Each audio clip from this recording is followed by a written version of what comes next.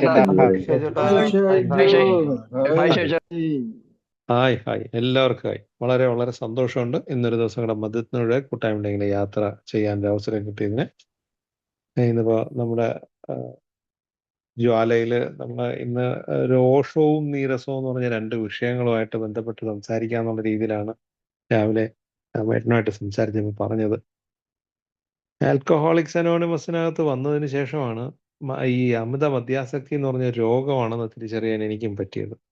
അതുവരെയും അത് വലിയ കുഴപ്പമൊന്നുമില്ലാതെ കാര്യങ്ങൾ മുന്നോട്ട് കൊണ്ടുപോകുന്നു എന്നുള്ള രീതിയിൽ തന്നെയാണ്. കുടിച്ചുകൊണ്ടിരുന്നപ്പോഴത്തേക്കും, മദ്യപിച്ചുകൊണ്ടിരുന്ന സമയത്ത് മദ്യപാനം ഒരിക്കലും ഒരു ബുദ്ധിമുട്ടായിട്ട് തോന്നിയിട്ടില്ല. എൻ്റെ എല്ലാ കാര്യങ്ങളും ഉത്തരവാദിത്തത്തോടെ ചെയ്യുന്നുണ്ട്. അതിനിടയ്ക്ക് ഞാൻ അല്പം മദ്യം കഴിക്കുന്നു എന്നുള്ള ധാരണയിലാണ് കഴിച്ചിരുന്നത്. പക്ഷേ പിന്നീട് ഈ മദ്യപാനത്തിൻ്റെ അളവുകളും കാര്യങ്ങളൊക്കെ വളരെയധികം കൂടുകയും ചെറിയ ചെറിയ പ്രശ്നങ്ങൾ, അപ്പോഴും എനിക്ക് തോന്നിയത് അങ്ങനെയാണ്, ചെറിയ ചെറിയ പ്രശ്നങ്ങളാണ്. അങ്ങനെയൊക്കെ വന്നപ്പോഴത്തേക്കാണ് മുന്നോട്ട് കൊണ്ടുപോകാൻ പറ്റാത്ത അവസ്ഥയായി. സ്വന്തമായിട്ടൊരു തൊഴിൽ നടത്തുന്ന ഒരാളാണ്. കുട്ടികളൊക്കെ ചെറിയ ക്ലാസ്സിൽ പഠിക്കുന്ന കുട്ടികളാണെന്ന്.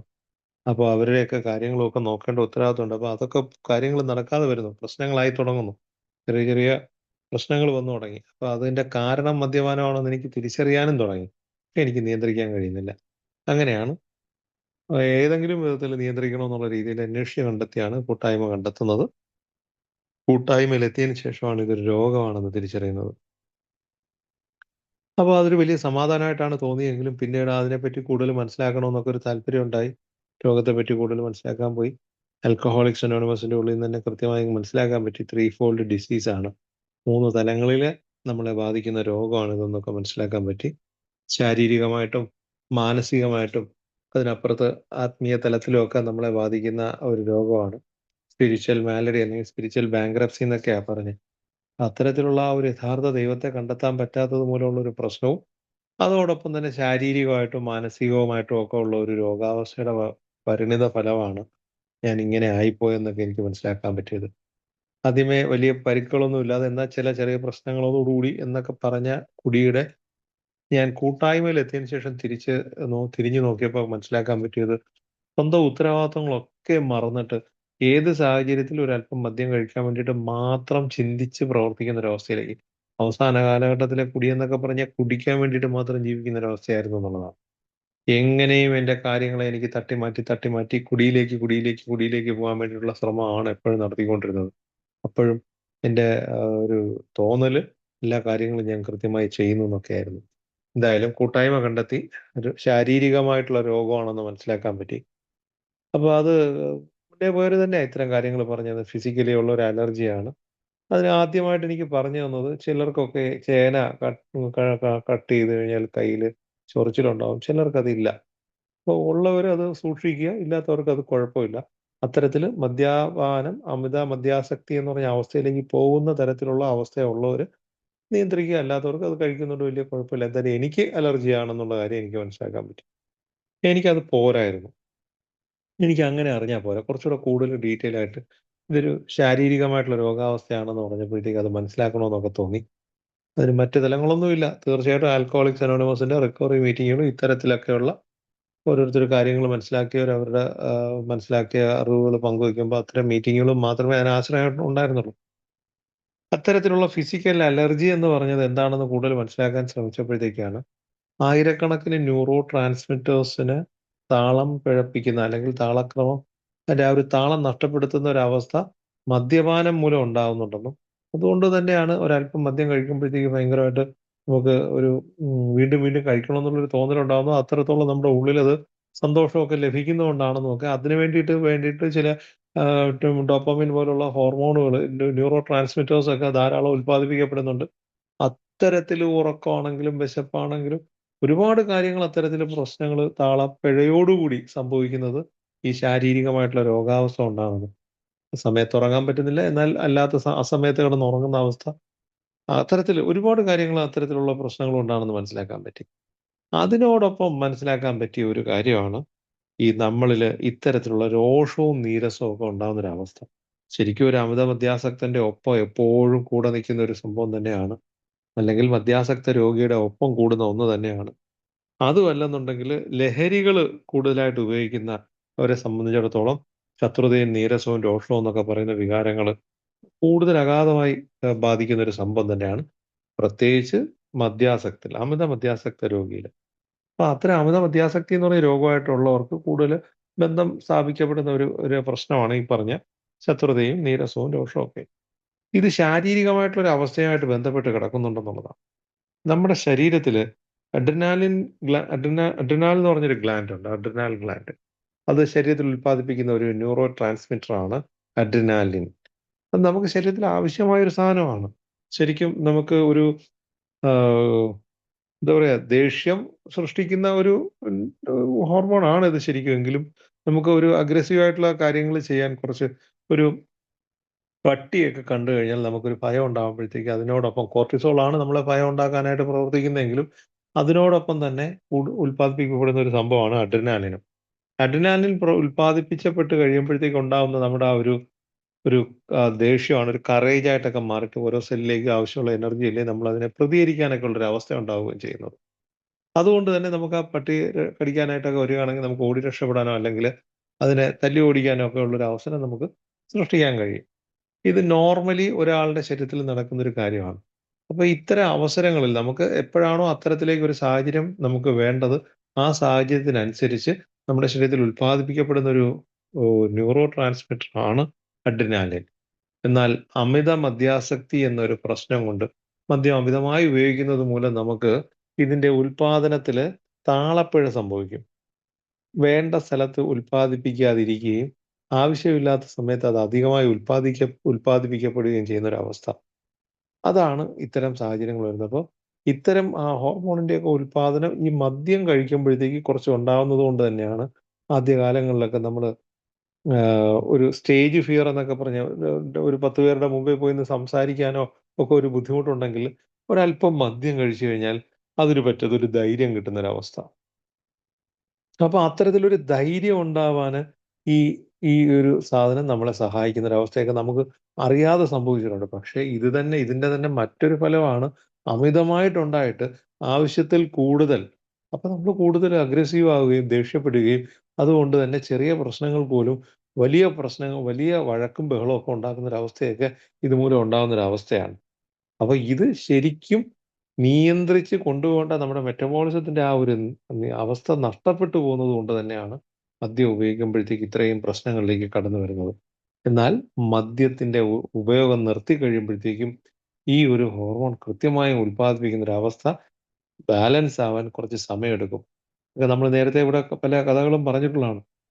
നമ്മൾ വളക്കൂറുള്ള സാധാരണ ഒരു മണ്ണിൽ കൃഷി ചെയ്തുകൊണ്ടിരിക്കുന്നിടത്ത് പെട്ടെന്ന് രാസവളം ഉപയോഗിക്കുമ്പോഴത്തേക്ക് കൃഷി വളരെ കൂടുതൽ ഇതായിട്ട് പൂക്കളും ഫലങ്ങളും ഒക്കെ നന്നായിട്ട് ഉണ്ടാവുമെങ്കിലും ആ രാസവളത്തിന്റെ ഉപയോഗം നിർത്തിക്കഴിയുമ്പോൾ ആ മണ്ണിൽ പിന്നെ ഒരു പുല്ല് പോലും കിളിക്കാത്തൊരവസ്ഥ വരുമെന്നൊക്കെ പറഞ്ഞതുപോലെ ഈ മദ്യം ഇല്ലാതെ വരുമ്പോഴത്തേക്ക് ഇത് ഉൽപ്പാദിപ്പിക്കുന്നതിന്റെ അളവ് നിന്നു പോവുകയും അല്ലെങ്കിൽ അമിതമായി ഉൽപ്പാദിപ്പിച്ചുകൊണ്ടിരിക്കുന്ന അവസ്ഥ വരും. ആ താളപ്പിഴ സംഭവിച്ചു പോകുന്നൊരവസ്ഥ ഇതിനകത്ത് വരുന്നത്. ഇത് ശാരീരികമായിട്ടുള്ള ഒരു അലർജി തന്നെയാണ്. ഇതിനെ ക്രമപ്പെടുത്തി എടുക്കാനാണ് നമുക്കിവിടെ ഒരു അവസരം ആൽക്കഹോളിക്സ് അനോണിമസിന്റെ പ്രോഗ്രാമിൽ കിട്ടുന്നു എന്നുള്ളതാണ്. പ്രത്യേകിച്ച് നമ്മളിന്നിപ്പോൾ 10ാമത്തെ പടിയിലൊക്കെ എത്തി നിൽക്കുമ്പോഴത്തേക്ക് നമുക്ക് ദൈനംദിനം ഇൻവെന്ററി ഒക്കെ എടുത്ത് ഓരോ വിഷയങ്ങളോടൊപ്പം ചേർന്ന് പോകുമ്പോഴത്തേക്ക് നമ്മളുടെ പ്രവർത്തനത്തെയൊക്കെ വിലയിരുത്താനൊക്കെ ഒരു അവസരം കിട്ടുമ്പോൾ ഇത്തരം നീരസങ്ങളും രോഷവും ഒക്കെ നമ്മളെ എവിടെയൊക്കെ എങ്ങനെ വരുന്നു എന്നൊക്കെ ഉള്ളത് നമുക്ക് കണ്ടെത്താനും പറ്റും. എന്നാൽ ഇതിനൊക്കെ മുന്നോടിയായിട്ട് ഇതൊക്കെ നമ്മൾ കുറച്ച് ദൂരം യാത്ര ചെയ്ത് കഴിയുമ്പോഴത്തേക്ക് കിട്ടുന്നൊരു കാര്യമാണെങ്കിൽ ഇതിന്റെയൊക്കെ മുന്നോടിയായിട്ട് നമുക്ക് എടുത്ത് പറയാൻ പറ്റുന്ന ഒരു സംഭവം, മദ്യത്തിൽ നിന്ന് മാറി നിന്ന് യാത്ര തുടങ്ങുന്ന അവസരത്തിൽ നമ്മളിൽ ഏറ്റവും ബുദ്ധിമുട്ടുണ്ടാക്കുന്ന ചില കാര്യങ്ങളിൽ ഒന്നാണ് ഇത്തരം നീരസവും രോഷവും. സ്വാഭാവികമായും നമുക്ക് ഇറിറ്റേറ്റ് ചെയ്യുന്ന രീതിയിലുള്ള എന്തെങ്കിലും ഒരു കാര്യം തോന്നിക്കഴിഞ്ഞാൽ ആ ഒരു സാധനം, ആ ഒരു തോന്നല് നമ്മളെ പെട്ടെന്ന് ഒരു കുഴിയിലേക്ക് കൊണ്ടെത്തിക്കുന്ന ഒരു അവസ്ഥ നമുക്ക് അവിടെ ഉണ്ടാവുന്നുണ്ടെന്നുള്ളതാണ്. അപ്പോൾ അതിന് കാരണമായി തീരാൻ ഈ ഒരു ദേഷ്യം ഒക്കെ തോന്നും. കൂട്ടായ്മയിൽ എത്തിക്കഴിയുമ്പോഴത്തേക്കും നമ്മുടെ അടിസ്ഥാനപരമായിട്ട് ഈ എളിമ പരിശീലിക്കുന്ന പ്രോഗ്രാമാണെന്നൊക്കെ നമുക്ക് മനസ്സിലാക്കാൻ പറ്റിയിട്ടുണ്ട്. അതിന് വേണ്ടിയിട്ട് നമ്മൾ ഒരുപാട് കാര്യങ്ങൾ ചെയ്യാനൊക്കെ തയ്യാറാവുന്നുണ്ട്. മീറ്റിംഗ് ഹാളിലൊക്കെ വന്ന് അനുഭവങ്ങളൊക്കെ തുറന്നു പറയുകയും നമ്മളോടൊപ്പം യാത്ര ചെയ്യുന്ന പുതുതായിട്ട് വരുന്നവർ അവരുടെ അനുഭവങ്ങളൊക്കെ പറയുമ്പോഴത്തേക്ക് അവരിലൊക്കെ നമ്മളെ കണ്ടെത്താൻ കഴിയുമ്പോഴത്തേക്കും നമ്മൾ അവരോട് സംസാരിക്കുകയും അതുവഴി നമ്മൾ പതുക്കെ എളിമയിലേക്ക് എത്തുകയും മീറ്റിംഗ് ഹാളിന്റെ ഉള്ളിൽ ഭയങ്കര സ്നേഹവും സഹിഷ്ണുതയും പുതുതായിട്ട് കടന്നു വരുന്ന ആളിന് വേണ്ടിയിട്ട് എന്ത് ചെയ്യാനൊക്കെ നമ്മൾ തയ്യാറാവുകയും ഒക്കെ ചെയ്യുന്ന നമ്മൾ വീട്ടിലെത്തി കഴിയുമ്പോഴത്തേക്ക് പെട്ടെന്ന് എന്തെങ്കിലും ചെറിയ കാര്യങ്ങൾ പോലും പെട്ടെന്ന് ദേഷ്യപ്പെടുന്നൊരവസ്ഥ. അപ്പോൾ ആ ഒരു ബാലൻസ് നഷ്ടപ്പെട്ടു പോകുന്ന ഒരു സാഹചര്യം നമുക്കിതിനകത്ത് കണ്ടെത്താൻ പറ്റും.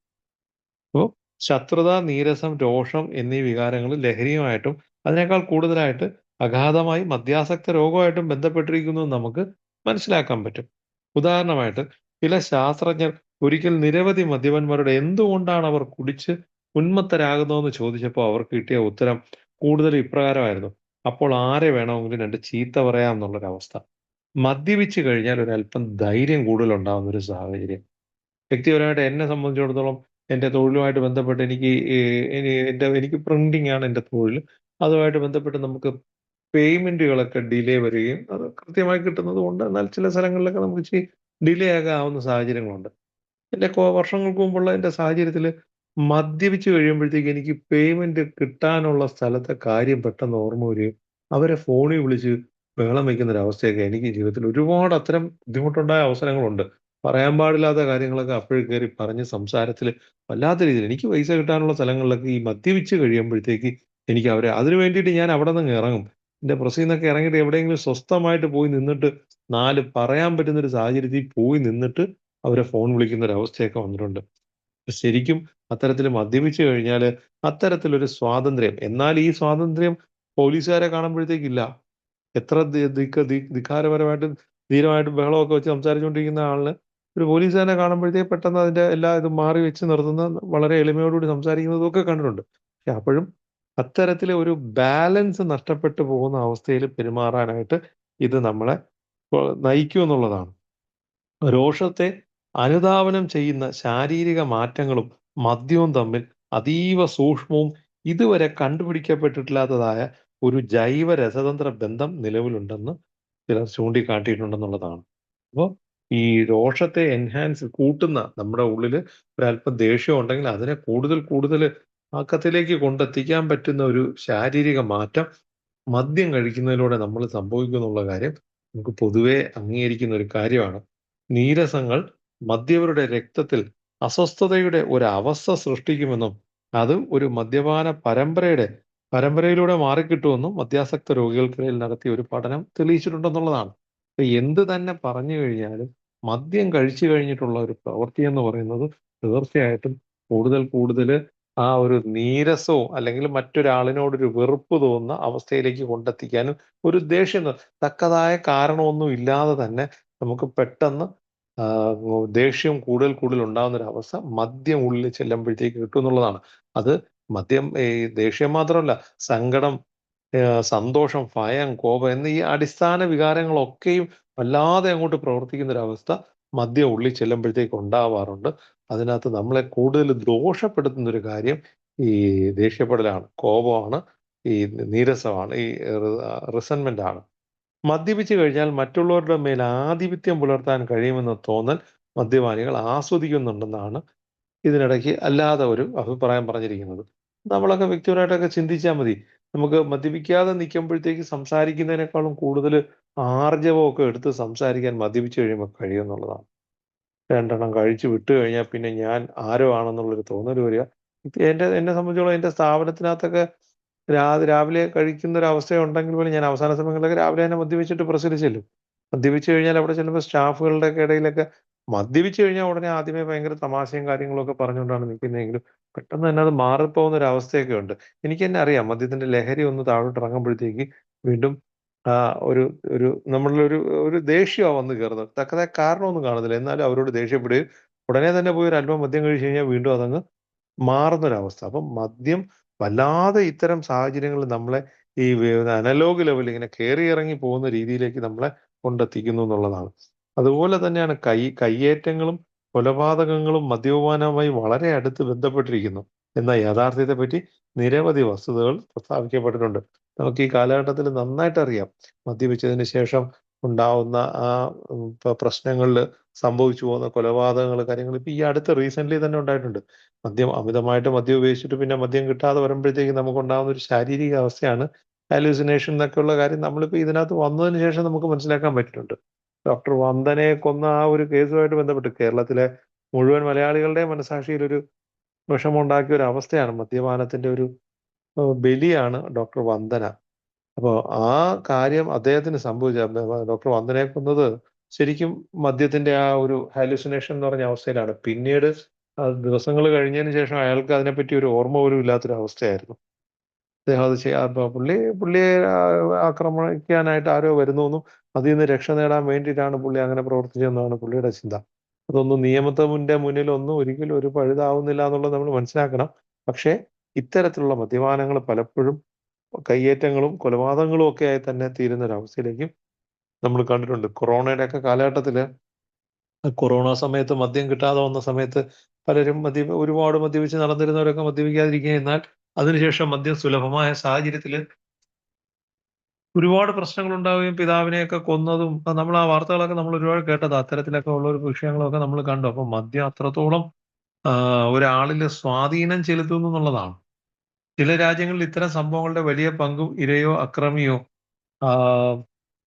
അല്ലെങ്കിൽ ഇവർ ഇരുവരും മദ്യലഹരിയിലായിരിക്കുമ്പോഴാണ് സംഭവിക്കുന്നതെന്ന് കാണപ്പെടുന്നത്. അത് നമുക്കിവിടെ അറിയാം. ബലാത്സംഗം, വിവാഹമോചനത്തിലേക്ക് നയിക്കുന്ന കുടുംബകലഹം, കുട്ടികളെ ചൂഷണം ചെയ്യല്, സായുധ കൊള്ളയടികൾ എല്ലാം അത് അമിത മദ്യപാനത്തിന്റെ ഫലമാണെന്ന് കാണാം.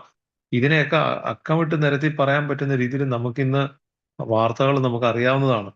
മദ്യത്തിന്റെ മാത്രം ലഹരിയിൽ സംഭവിച്ചു പോകുന്ന പല പല കാര്യങ്ങളും ആ സമയത്തുണ്ടാവുന്ന ആ ഒരു വിദ്വേഷം മൂലമാണ്. നമ്മളിവിടെ എത്ര എത്ര കാര്യങ്ങളാണ് നമ്മളിപ്പോ ഈ കഴിഞ്ഞ കുറച്ച് നാളുകളായിട്ട് മദ്യത്തിന്റെ മാത്രം നമുക്ക് വാർത്തകളിലൂടെ കാണാൻ പറ്റുന്നത്. ഇതിലേക്കൊക്കെ നമ്മളെ നയിക്കുന്നത് ഈ ഒരല്പം മദ്യം ഉള്ളിൽ ചെന്ന് കഴിയുമ്പോഴത്തേക്ക് തിളച്ചു മറിയുന്ന രീതിയിലേക്കുള്ള കോപം വന്ന് കയറുന്നതാണ്. ശാരീരികമായിട്ടുള്ള ഒരു അലർജിയാണ് നമ്മൾ തുടക്കത്തിൽ പറഞ്ഞെങ്കിലും ഈ സംഭവം നമ്മളെ അത്രത്തോളം മുന്നോട്ട് കൊണ്ടുപോകുന്നു എന്നുള്ളത്, എന്തും ചെയ്യാനുള്ള ഒരു ധൈര്യം നമ്മളിൽ അപ്പൊ വരുന്നു എന്നുള്ളതാണ്. വരും വരായികകളെ പറ്റി ചിന്തിക്കാതെ എന്ത് കാര്യവും ചെയ്തു തീർക്കാനുള്ള രീതിയിലേക്ക് നമുക്ക് നമ്മളെ കൊണ്ടെത്തിക്കുന്ന ഒരവസ്ഥ. ഇത്തരം അനുഭവമില്ലാത്ത നമ്മളിൽ ചിലർക്ക് പോലും മദ്യലഹരിയിൽ നിഷ്ഠൂരമായ ക്രോധാവേശം, ആവിധമുള്ള പ്രവൃത്തികളെ കുറിച്ചുള്ള ചിന്തകളിലേക്ക് നയിക്കുന്ന കാര്യം എളുപ്പത്തിൽ മനസ്സിലാക്കാൻ കഴിയും. അത് നമുക്ക് കൃത്യമായി നമുക്കത് മനസ്സിലാക്കാൻ പറ്റുന്ന ഒരു കാര്യമാണ്. ശരിക്കും ഈ വഴക്കോ ബഹളോ അടിപിടിയോ ഒന്നും അങ്ങനെയൊന്നും അത്തരത്തിലുള്ള ഒരു പ്രവൃത്തികളിലൊന്നും ഏർപ്പെടാതെ സാധാരണ രീതിയിൽ ചിന്തിക്കുകയും പ്രവർത്തിക്കുകയും ചെയ്യുന്ന ഒരാളിന് പോലും ഒരല്പം മദ്യം ഉള്ളിൽ ചെന്ന് കഴിഞ്ഞാൽ പ്രത്യേക സാഹചര്യത്തിൽ ചിലപ്പോ ഈ അടിയിലേക്കും വഴക്കിലേക്കും നമ്മൾ എത്രയോ കത്തിക്കുത്തും കൊലപാതകങ്ങളും ഒക്കെ ചെന്ന് എത്തുന്ന ഒരവസ്ഥ. പക്ഷെ അവര് അടിസ്ഥാനപരമായിട്ട് അവർ അത്തരത്തിലുള്ള ഒരു സ്വഭാവം ഉള്ളവരൊന്നും ആയിരിക്കണമെന്നില്ല. പക്ഷെ ഉള്ളിൽ പ്രവർത്തിക്കുന്ന മദ്യം എത്രയോ രാഷ്ട്രീയ കൊലപാതകങ്ങളിലൊക്കെ പിന്നില് അത് ലഹരി ഉപയോഗിച്ചുകൊണ്ട് തന്നെയാണ് അവരുടെ അത്തരം കാര്യങ്ങൾ നടക്കുന്നത്. അത് അത് അത് മനഃപൂർവ്വം അത്തരത്തിൽ ചെയ്യിക്കുന്ന കാര്യങ്ങൾ നമുക്ക് മനസ്സിലാക്കാൻ പറ്റും. അപ്പൊ അത്രത്തോളം ലഹരി ഒരാളിനെ സ്വാധീനിക്കാൻ കഴിയും എന്നുള്ളത് കൊണ്ട് തന്നെയാണ് അത്തരത്തിൽ പോകുന്നത്. അതേസമയം മനുഷ്യജീവികൾക്ക് സമയാസമയങ്ങളിൽ അനുഭവപ്പെടുന്ന ഒരു സ്വാഭാവികമായ അവസ്ഥയാണ് കോപം എന്ന കാര്യത്തിൽ ഒരു സംശയമില്ല. എന്നാല് കോപം നമുക്ക് അനിവാര്യമായ കാര്യമാണ്. നമുക്ക് ജന്മവാസനകൾ എന്നൊക്കെ പറയുന്ന പോലെ തന്നെ നമ്മളുടെ വികാരങ്ങളിൽ പെടുന്ന ഒരു കാര്യമാണ് കോപം. നമുക്ക് തീർച്ചയായിട്ടും നമുക്ക് വരുന്ന അത്തരം ശാരീരിക അവസ്ഥ നമുക്ക് ആവശ്യമുള്ളതാണ്. പക്ഷെ അത് അനിയന്ത്രിതാവസ്ഥയിലേക്ക് കടക്കുന്നത് എന്നൊരവസ്ഥയാണ് നമുക്ക് ബുദ്ധിമുട്ടിലേക്ക് കൊണ്ടുപോകുന്നത്. മനുഷ്യവർഗത്തിലെ എല്ലാ അംഗങ്ങളുടെയും നിലനിൽപ്പുമായി ബന്ധപ്പെട്ട ഭയത്തെ പോലെ കോപത്തിനും ഒരു ആവശ്യം ഉണ്ടായേക്കാം. അപ്പൊ നമ്മൾ അടിസ്ഥാനപരമായി നമ്മളിത് മനസ്സിലാക്കുമ്പോഴത്തേക്ക് നമുക്ക് റിസന്റ്മെന്റും ഈ നീരസവും കോപവും പറയുമ്പോഴത്തേക്ക് അതിന്റെ മുന്നോടിയായിട്ട് പോകുന്ന ഒരു സംഭവമാണ് ഭയം. നമ്മൾ ആൽക്കഹോളിക് ആയിട്ടുള്ള നമ്മളെ സംബന്ധിച്ചിടത്തോളം നമുക്കത് കൃത്യമായി മനസ്സിലാക്കാൻ പറ്റിയിട്ടുണ്ട്. നമ്മള് എപ്പോഴും നമ്മളെ സ്ഥായിയായി നമ്മളിൽ ഉരുണ്ടുകൂടിയിരുന്ന ഒരു വികാരമാണ് ഭയം. ഭയത്തിൽ നിന്നുമാണ് അത് നമ്മൾ ഏതെങ്കിലും ഒന്നിലേക്ക് കേന്ദ്രീകരിച്ചിട്ട് അത് കോപമായി മാറിക്കൊണ്ടിരുന്നത്. ഈ ഗ്ലാൻഡിന്റെ അഡ്രിനാലിൻ എന്ന് പറഞ്ഞ ഒരു ഹോർമോൺ ന്യൂറോ ട്രാൻസ്മിറ്ററിന്റെ കാര്യം നമ്മൾ പറഞ്ഞപ്പം അതിൻ്റെയോടൊപ്പം പ്രവർത്തിക്കുന്ന ഒരു സംഭവമാണ് കോർട്ടിസോൾ. കോർട്ടിസോൾ ആണ് ശരിക്കും നമുക്ക് ഭയം ഉണ്ടാക്കുന്ന ഒരു ഹോർമോൺ. കോർട്ടിസോളിന്റെ ഒപ്പം കൂടെ പ്രവർത്തിച്ചുണ്ടാകുന്ന സാധനമാണ് അഡ്രിനാലിനും. നമ്മൾ നേരത്തെ പറഞ്ഞ ഒരു കൊച്ചുദാഹരണം, പട്ടിയെ കാണുന്ന കാര്യം പറഞ്ഞപ്പോൾ പട്ടിയെ കാണുമ്പോൾ ആദ്യമേ ഭയമാണ് ഉണ്ടാവുന്നത്. ആ ഭയത്തിന്റെ അടുത്ത ഘട്ടത്തിലാണ് നമ്മൾ അതിനെ എങ്ങനെ രക്ഷപ്പെടാമെന്നുള്ള ഒരു മാർഗം നോക്കിയിട്ട് ഓടുകയോ അതിനെ അടിക്കുകയോ ചെയ്യുന്ന ഒരു അവസ്ഥ വരുന്നത്. അപ്പൊ അത്തരത്തില് ഈ കോപത്തിനോടൊപ്പം ഭയം കൂട്ടുചേർന്ന് നിൽക്കുന്ന ഒരു കാര്യമാണെന്ന് നമുക്ക് മനസ്സിലാക്കാൻ പറ്റും. പക്ഷെ ഇത്തരം ഭയപ്പാടുകളുടെ ഒടുവില് നമ്മളതൊരു കോപത്തിലേക്കായിരിക്കും ചെന്ന് നിൽക്കുക എന്നുള്ളതാണ്. ഒരാളിനോട് തോന്നുന്ന ഒരു നീരസം ഉരുണ്ടുകൂടി അതൊരു കോപാന്തമായിട്ടുള്ള ഒരു അവസ്ഥയിലേക്ക് എത്തുന്നത് പോലെ തന്നെയാണ് ഭയവും. അപ്പൊ നമുക്ക് എന്തെങ്കിലും ഒരു ചെറിയൊരു നീരസം തോന്നിയാൽ പോലും ആ നീരസം വളർന്ന് വലിയൊരു കോപമായി മാറുന്നൊരവസ്ഥ നമുക്കുണ്ട്. അത്തരത്തിൽ തന്നെയാണ് ഭയവും നമ്മളെ കൊണ്ടുപോകുന്നതെന്നുള്ള കാര്യം നമുക്ക് മനസ്സിലാക്കാൻ പറ്റും. എങ്കിലും അതിര് കടന്ന കോപം സൃഷ്ടിച്ചിട്ടുള്ള കലാപങ്ങളും വാക്കേറ്റങ്ങളും സമൂഹത്തിനും വ്യക്തികൾക്കും വരുത്തിയിട്ടുള്ള കേടുപാടുകൾ അപലപനീയവും നിഷേധിക്കാനാവാത്തതുമാണ്. അത് നമുക്ക് മദ്യം അതിനെ കൂടുതൽ കൂടുതൽ ഉത്തേജിപ്പിക്കുന്നു എന്നുള്ളതേ ഉള്ളൂ. ശരിക്കും ആർക്കും ഭൂഷണമല്ല കോപം എന്ന് പറയുന്നത്. അപ്പൊ അത്തരത്തിൽ കഠിനമായിട്ടുള്ള ദേഷ്യപ്പെടലും കോപത്തോടു കൂടിയുള്ള പ്രവൃത്തികളും ഒന്നും ആർക്കും ഭൂഷണമല്ല. എന്നാൽ മദ്യാസക്തനെ സംബന്ധിച്ചിടത്തോളം അതിനെ കൂടുതൽ കൂടുതൽ ആക്കം കൂട്ടുന്ന ഒരു അവസ്ഥ ഇതുമൂലം ഉണ്ടാവുന്നു എന്നുള്ളത് നമ്മളെ കൂടുതൽ ദോഷത്തിലേക്ക് കൊണ്ടുപോകുന്നുള്ള. അതുകൊണ്ട് തന്നെ ഇതിനകത്ത് ഇപ്പൊ പറയുമ്പോൾ അതുകൊണ്ട് തന്നെ നിരവധി മതങ്ങളും തത്വശാസ്ത്രങ്ങളും നമ്മളോട് ഒരു സന്തോഷകരമായ ജീവിതം കണ്ടെത്താനായി കോപത്തെ ഉപേക്ഷിക്കാനാണ് ആഹ്വാനം ചെയ്തിരിക്കുന്നത്. നമുക്കിപ്പോ അതിനകത്ത് ഈ തീവാർന്ന കോപത്തോടുകൂടി ചിന്തിക്കുന്നവരൊക്കെയും അവസാന അപകടങ്ങളിൽ തന്നെ പെട്ടിട്ടുള്ളത്. അതായത് കോപം ഒന്നിനും ഒരു പരിഹാരം ആവുന്നില്ല എന്നൊക്കെ നമുക്ക് അറിയാം. പക്ഷെ എന്നാലും നമ്മളുടെ നിയന്ത്രണങ്ങൾക്ക് അപ്പുറത്തായിട്ട് ഇത്തരം ഒരു കോപം വരുമ്പോഴത്തേക്ക് അതിന്റെ കാരണം കണ്ടെത്തി അതിനെ അത്തരം സാഹചര്യങ്ങളിൽ ഈ കോപം നമ്മളെ കുടിയിലേക്കാണ് കൊണ്ടുപോകുന്നത് എന്നുള്ളതാണ് ടൈമിലെ ആദ്യ കാലഘട്ടത്തിലുള്ള പ്രശ്നങ്ങളുടെ ഒരു വലിയ പ്രശ്നം. അപ്പൊ അത് മനസ്സിലാക്കുക. നമുക്ക് കൂട്ടായ്മയിലൂടെ യാത്ര തുടക്കം കുറിക്കുന്ന സാഹചര്യങ്ങളിൽ ഇത്തരം അമിതമായ കോപം നമ്മളിൽ വന്നു കയറുമ്പോഴത്തേക്ക് അതൊരു കുടിയിലേക്ക് നമ്മളെ നയിച്ചേക്കാം. തക്കതായ കാരണമൊന്നും ഇല്ലാതെ തന്നെയും നമുക്ക് ഇത്തരം കോപം, ആ റിസന്റ്മെന്റ്, നീരസം ഉള്ളിൽ കടന്നു വരാനുള്ള സാധ്യത നമുക്കുണ്ട്. ഇന്നിപ്പോ നമ്മുടെ മീറ്റിംഗിന്റെ തുടക്കത്തില് 2-3 പേര് ഷെയർ ചെയ്തപ്പോൾ ആ കാര്യം അത് തുടർന്ന് പയ്യനെ പറഞ്ഞു. തക്കതായ ഒരു കാരണം പറയാൻ പോലും ഇല്ല. വെറുതെ നമുക്കൊരു നീരസം തോന്നുന്ന ഒരവസ്ഥ. പക്ഷെ ആ നീരസത്തിന്റെ അതിന്റെ ഒടുവില് ആ നീരസം ഉരുണ്ടൂടി കോപമായി മാറുന്ന ഒരു സാഹചര്യം നമുക്കുണ്ടാവും എന്നുള്ളതാണ്. ഇതിന് പരിഹാരമൊക്കെ ഉണ്ട്. ആ പരിഹാരം എങ്ങനെ കൈകാര്യം ചെയ്യാന്നുള്ളതാണ്. ഇത് പ്രോഗ്രാമിന്റെ ഭാഗത്ത് എത്തുമ്പോഴത്തേക്ക് കൃത്യമായി നമ്മള് 10ാമത്തെ പടിയിലൊക്കെ എത്തുമ്പോൾ നമുക്ക് അതിന്റെ ഇൻവെന്ററി എടുത്ത് പോകുന്ന സാഹചര്യത്തില് ഈ സ്പോട്ട് ഇൻവെന്ററിക്ക് തന്നെ അവസരം നമ്മൾ ഇതിനകത്ത് പറയുന്നുണ്ടെന്നുള്ളതാണ്. എന്നാൽ അത് അത്ര എത്തുന്നതിന് മുമ്പുള്ള ആ തുടക്കക്കാരായിട്ടുള്ളവരെ സംബന്ധിച്ചിടത്തോളം കൃത്യമായും ഇത് എന്നെ കുടിയിലേക്ക് കൊണ്ടെത്തിച്ചു കളയുമെന്നുള്ള തിരിച്ചറിവ് മാത്രം മതി അതിൽ നിന്ന് കുറേശ്ശെ കുറേശ്ശെ മാറി നിൽക്കാനൊരു അവസരം. എന്നാൽ പൂർണ്ണമായ ഒരു പരിഹാരം അല്ലെങ്കിൽ അതിനെ ഒരു ക്രമപ്പെടുത്തലിന് നമ്മൾ തീർച്ചയായിട്ടും പ്രോഗ്രാമിലേക്ക് എത്തുക എന്നുള്ളതാണ്. അപ്പൊ ഇത്തരം സാഹചര്യങ്ങളിലൊക്കെ നമുക്ക് എളുപ്പം കിട്ടുന്ന ഒരു കാര്യം എന്ന് പറഞ്ഞു കഴിഞ്ഞാൽ കോപം പ്രകടിപ്പിച്ചതിന് ശേഷം നമ്മൾ അതിനൊന്ന് വിലയിരുത്താൻ ശ്രമിക്കുക. ഏതെങ്കിലും ഒരു സാഹചര്യത്തിലും അനാവശ്യമായിട്ടോ, നമ്മൾ ഒരിക്കലും അനാവശ്യമായിട്ട് കോപപ്പെട്ടു എന്ന് നമുക്ക് ഒരിക്കലും തോന്നാറില്ല. നമ്മൾ ആവശ്യത്തിനാണ് കോപപ്പെടുന്നതെന്നാണ് നമ്മളെപ്പോഴും. അത് ആവശ്യമായിരുന്നു. അതങ്ങനെ ഞാൻ പറഞ്ഞില്ലെങ്കിൽ അത് ശരിയാവത്തില്ല എന്നുള്ളത് കൊണ്ട് തന്നെയാ ഞാനങ്ങനെ ദേഷ്യപ്പെട്ടത് എന്ന് നമ്മള് അതിനെ ന്യായീകരിക്കുമെങ്കിലും അതിനുശേഷം സമാധാനമായിട്ട് നമ്മൾ ആ ദേഷ്യപ്പെട്ട അവസ്ഥയെ, ദേഷ്യം പ്രകടിപ്പിച്ച അവസ്ഥയെ നമ്മൾ വിലയിരുത്തുക എന്നുള്ളതാണ്. അപ്പൊ നമുക്കതിനകത്ത് മനസ്സിലാവും നമ്മൾ അത് കഴിഞ്ഞിട്ടുണ്ടാവുന്ന ചില പ്രശ്നങ്ങൾ. അപ്പൊ നമ്മൾ നമ്മളിൽ ഉണ്ടാവുന്ന ദേഷ്യത്തെ സപ്രസ് ചെയ്ത് വെക്കുന്നതിലും കാര്യമില്ല എന്നുള്ള അതിനൊക്കെ കൃത്യമായ ലളിതമായ ഉദാഹരണങ്ങൾ നമുക്ക് പഴമക്കാർ പറഞ്ഞു തന്നിട്ടുണ്ടെന്നുള്ളതാണ്. ഉള്ളിൽ വരുന്ന ദേഷ്യത്തെ അമർത്തിപ്പിടിക്കാൻ ശ്രമിച്ചാൽ അടുത്ത നിമിഷം അത് മറ്റൊരു രൂപത്തിൽ പുറത്തേക്ക് വരും എന്നുള്ളതിന് ഒരു ഉദാഹരണം കഥയൊക്കെ പറഞ്ഞു തന്നായിരുന്നു നമ്മുടെ സണ്ണി ചേട്ടൻ. പമ്പിൽ പെട്രോടിക്കാനായിട്ട് നമ്മൾ പോയി നിൽക്കുമ്പോഴത്തേക്ക് നമ്മളെ വരി തെറ്റിച്ചിട്ട് ഒരാൾ കയറി പോകുന്ന കാണുമ്പോഴത്തേക്ക് നമ്മുടെ ഉള്ളിൽ പെട്ടെന്ന് അത് സ്വാഭാവികമായി നമുക്കതൊരു ബുദ്ധിമുട്ട് തോന്നാറുണ്ട്, പ്രത്യേകിച്ച് ആൽക്കഹോളിക് ആയിട്ടുള്ളവർക്ക്. പക്ഷെ നമ്മളിപ്പോ ഇന്ന് മനസ്സിലാക്കി എനിക്ക് അത്തരത്തിൽ കോപപ്പെടാനൊന്നും പാടില്ലാത്ത ആളാണ്. അതുകൊണ്ട് തന്നെ ഞാൻ പരമാവധി ക്ഷമയോടെ വേണം കാര്യങ്ങളെ കൈകാര്യം ചെയ്യാൻ. അതുകൊണ്ട് തന്നെ അത്തരത്തിൽ ഒരാൾ വരിയിലൊന്ന് തെറ്റിക്കേറി അല്ലെങ്കിൽ എനിക്ക് മുമ്പേ തള്ളി കയറാനോ ഒക്കെ ശ്രമിച്ചു കഴിഞ്ഞാൽ ഞാൻ മിണ്ടാതെ നിൽക്കും. അയാൾ കയറിക്കോട്ടെ എന്നുള്ള രീതിയിൽ. ഞാൻ എൻ്റെ ഉള്ളില് തീർച്ചയായിട്ടും വിട്ടുകൊടുക്കുക, ക്ഷമയോടെ എളിമയോടെ നിൽക്കാൻ പഠിക്കുന്നതിനേക്കാൾ അപ്പുറത്ത് ഞാൻ മെമ്പറാണ് അല്ലെങ്കിൽ ഞാൻ ആൽക്കഹോളിക്സ് അനോണിമസിലാണോ അതുകൊണ്ട് ഒരു കാരണവശാലും പ്രതികരിക്കാൻ പാടില്ല എന്ന് പറഞ്ഞിട്ട് എൻ്റെ ഉള്ളിൽ തോന്നിയ നീരസത്തെ അമർത്തിപ്പിടിച്ചുകൊണ്ട് ഞാൻ മിണ്ടാതെ നിൽക്കും. തൊട്ടടുത്ത നിമിഷം തൊട്ടടുത്തിരിക്കുന്ന ഭാര്യയോ മകനോ ചിലപ്പോൾ എന്തെങ്കിലും ഒരു ചെറിയൊരു കാര്യം പറയുമ്പോഴത്തേക്ക് ഈ ദേഷ്യം അവരുടെ മേൽ പൊട്ടിത്തെറിച്ച് വീഴുന്ന ഒരു അവസ്ഥ നമ്മൾ കണ്ടെത്താറുണ്ട്. അപ്പൊ ആ ഒരു നമ്മളോട് മത്സരിച്ച് വണ്ടിയും കൊണ്ട് കേറിയ ഒരാളിനോട് തോന്നിയ നീരസം അവിടെ പ്രകടിപ്പിക്കാതെ തൊട്ടടുത്തിരുന്ന ഒരു വിഷയമില്ലാത്ത അല്ലെങ്കിൽ വളരെ നിസ്സാരമായ ഒരു കാര്യത്തിന് നമ്മൾ പ്രകടിപ്പിക്കുന്ന ഒരു അവസ്ഥ നമ്മളിലേക്ക് വന്നു പോകും. അതുകൊണ്ട് തന്നെ നമ്മൾ ഓരോ പ്രാവശ്യവും അതിനെ വിലയിരുത്തണം. അങ്ങനെ അപ്പൊ ഒരു മകനോടോ ഭാര്യയോടോ ദേഷ്യപ്പെട്ടു പോകുന്ന ഒരു സാഹചര്യം ഉണ്ടായാൽ അത് കഴിഞ്ഞതിന് ശേഷം ഞാൻ എന്തിന് നമ്മുടെ ഇൻവെന്ററി ഒക്കെ എടുക്കുന്ന ആ സാഹചര്യങ്ങൾ നമുക്ക് എന്തിനാണ് ഞാൻ ദേഷ്യപ്പെട്ടത്? അതുകൊണ്ട് എനിക്ക് എന്ത് കിട്ടി? അത് ദേഷ്യപ്പെടാതിരുന്നെങ്കിലുള്ള അവസ്ഥ, അതിനെപ്പറ്റി ഒന്ന് വിലയിരുത്താൻ ഒരു സാഹചര്യം നമുക്ക് കിട്ടുമ്പോൾ തീർച്ചയായിട്ടും തുടർന്ന് കോപിച്ചുകൊണ്ടിരിക്കുമ്പോൾ ഈ ഒരു ചിന്ത വരും. അതുകൊണ്ട് അടുത്ത പ്രാവശ്യം ദേഷ്യം വരികയോ നമുക്ക് പൊട്ടിത്തെറിക്കുന്ന ഒരു സാഹചര്യത്തിലോ ഈ ഒരു ചിന്ത വന്നിട്ട് നിർത്തത്തൊന്നുമില്ല. പക്ഷേ അത് കഴിഞ്ഞിട്ടും കഴിഞ്ഞ പ്രാവശ്യം ഉണ്ടായതിനേക്കാളും കുറച്ചുകൂടെ നേരത്തെ നമുക്ക് ചിന്തിക്കാൻ ഒരു അവസരം കിട്ടും. പക്ഷേ ഇതൊരു പരിശീലനത്തിന്റെ ഭാഗമായിട്ട് മുന്നോട്ട് പോകുമ്പോൾ പിന്നീട് പൊട്ടിത്തെറിക്കാനുള്ള ഒരു സാഹചര്യം ഉണ്ടാകുന്ന മാത്രയിൽ തന്നെ നമ്മുടെ ഉള്ളിലൊരു ബാക്കിലോട്ടൊരു വലിയ ഉണ്ടാവും. അത് ചെയ്യാതിരുന്നാൽ എനിക്ക് കിട്ടുന്നൊരു സുഖത്തെപ്പറ്റി ചിന്തിക്കാനും അത്തരത്തിലേക്ക് മാറാനും ഒക്കെ. അങ്ങനെ നിരന്തരമായ പരിശീലനത്തിലൂടെയൊക്കെ ഇതിനെ നമുക്കൊരു നിയന്ത്രണത്തിൽ കൊണ്ടുവരാൻ കഴിയും എന്നുള്ളത് ഈ പ്രോഗ്രാമിന്റെ ഭാഗമായിട്ട് നമുക്ക് കണ്ടെത്താൻ പറ്റുമെങ്കിലും അത്രയും വരെ എത്തുന്നതിന് മുമ്പുള്ള ഒരു അവസരത്തിൽ തീർച്ചയായിട്ടും നമ്മൾ അതിനെ വളരെ സൂക്ഷിച്ച് നിയന്ത്രിക്കേണ്ടതുണ്ടെന്നുള്ളതാണ്. അതുകൊണ്ട് തന്നെയാണ് ഇതിനകത്ത് കൃത്യമായി പറഞ്ഞത് കോപം ഉള്ളിലടക്കി സൂക്ഷിക്കുന്നത് ആരോഗ്യത്തിന് വളരെ ദോഷം ചെയ്യുന്നതെന്നുള്ളത് തീർച്ചയായിട്ടുള്ള ഒരു കാര്യമാണ്. അത് അത് അത് അതിന്റെ ഒരു ഉദാഹരണമായിട്ടാണ് ഞാനിപ്പോ ഇത് പറഞ്ഞത്.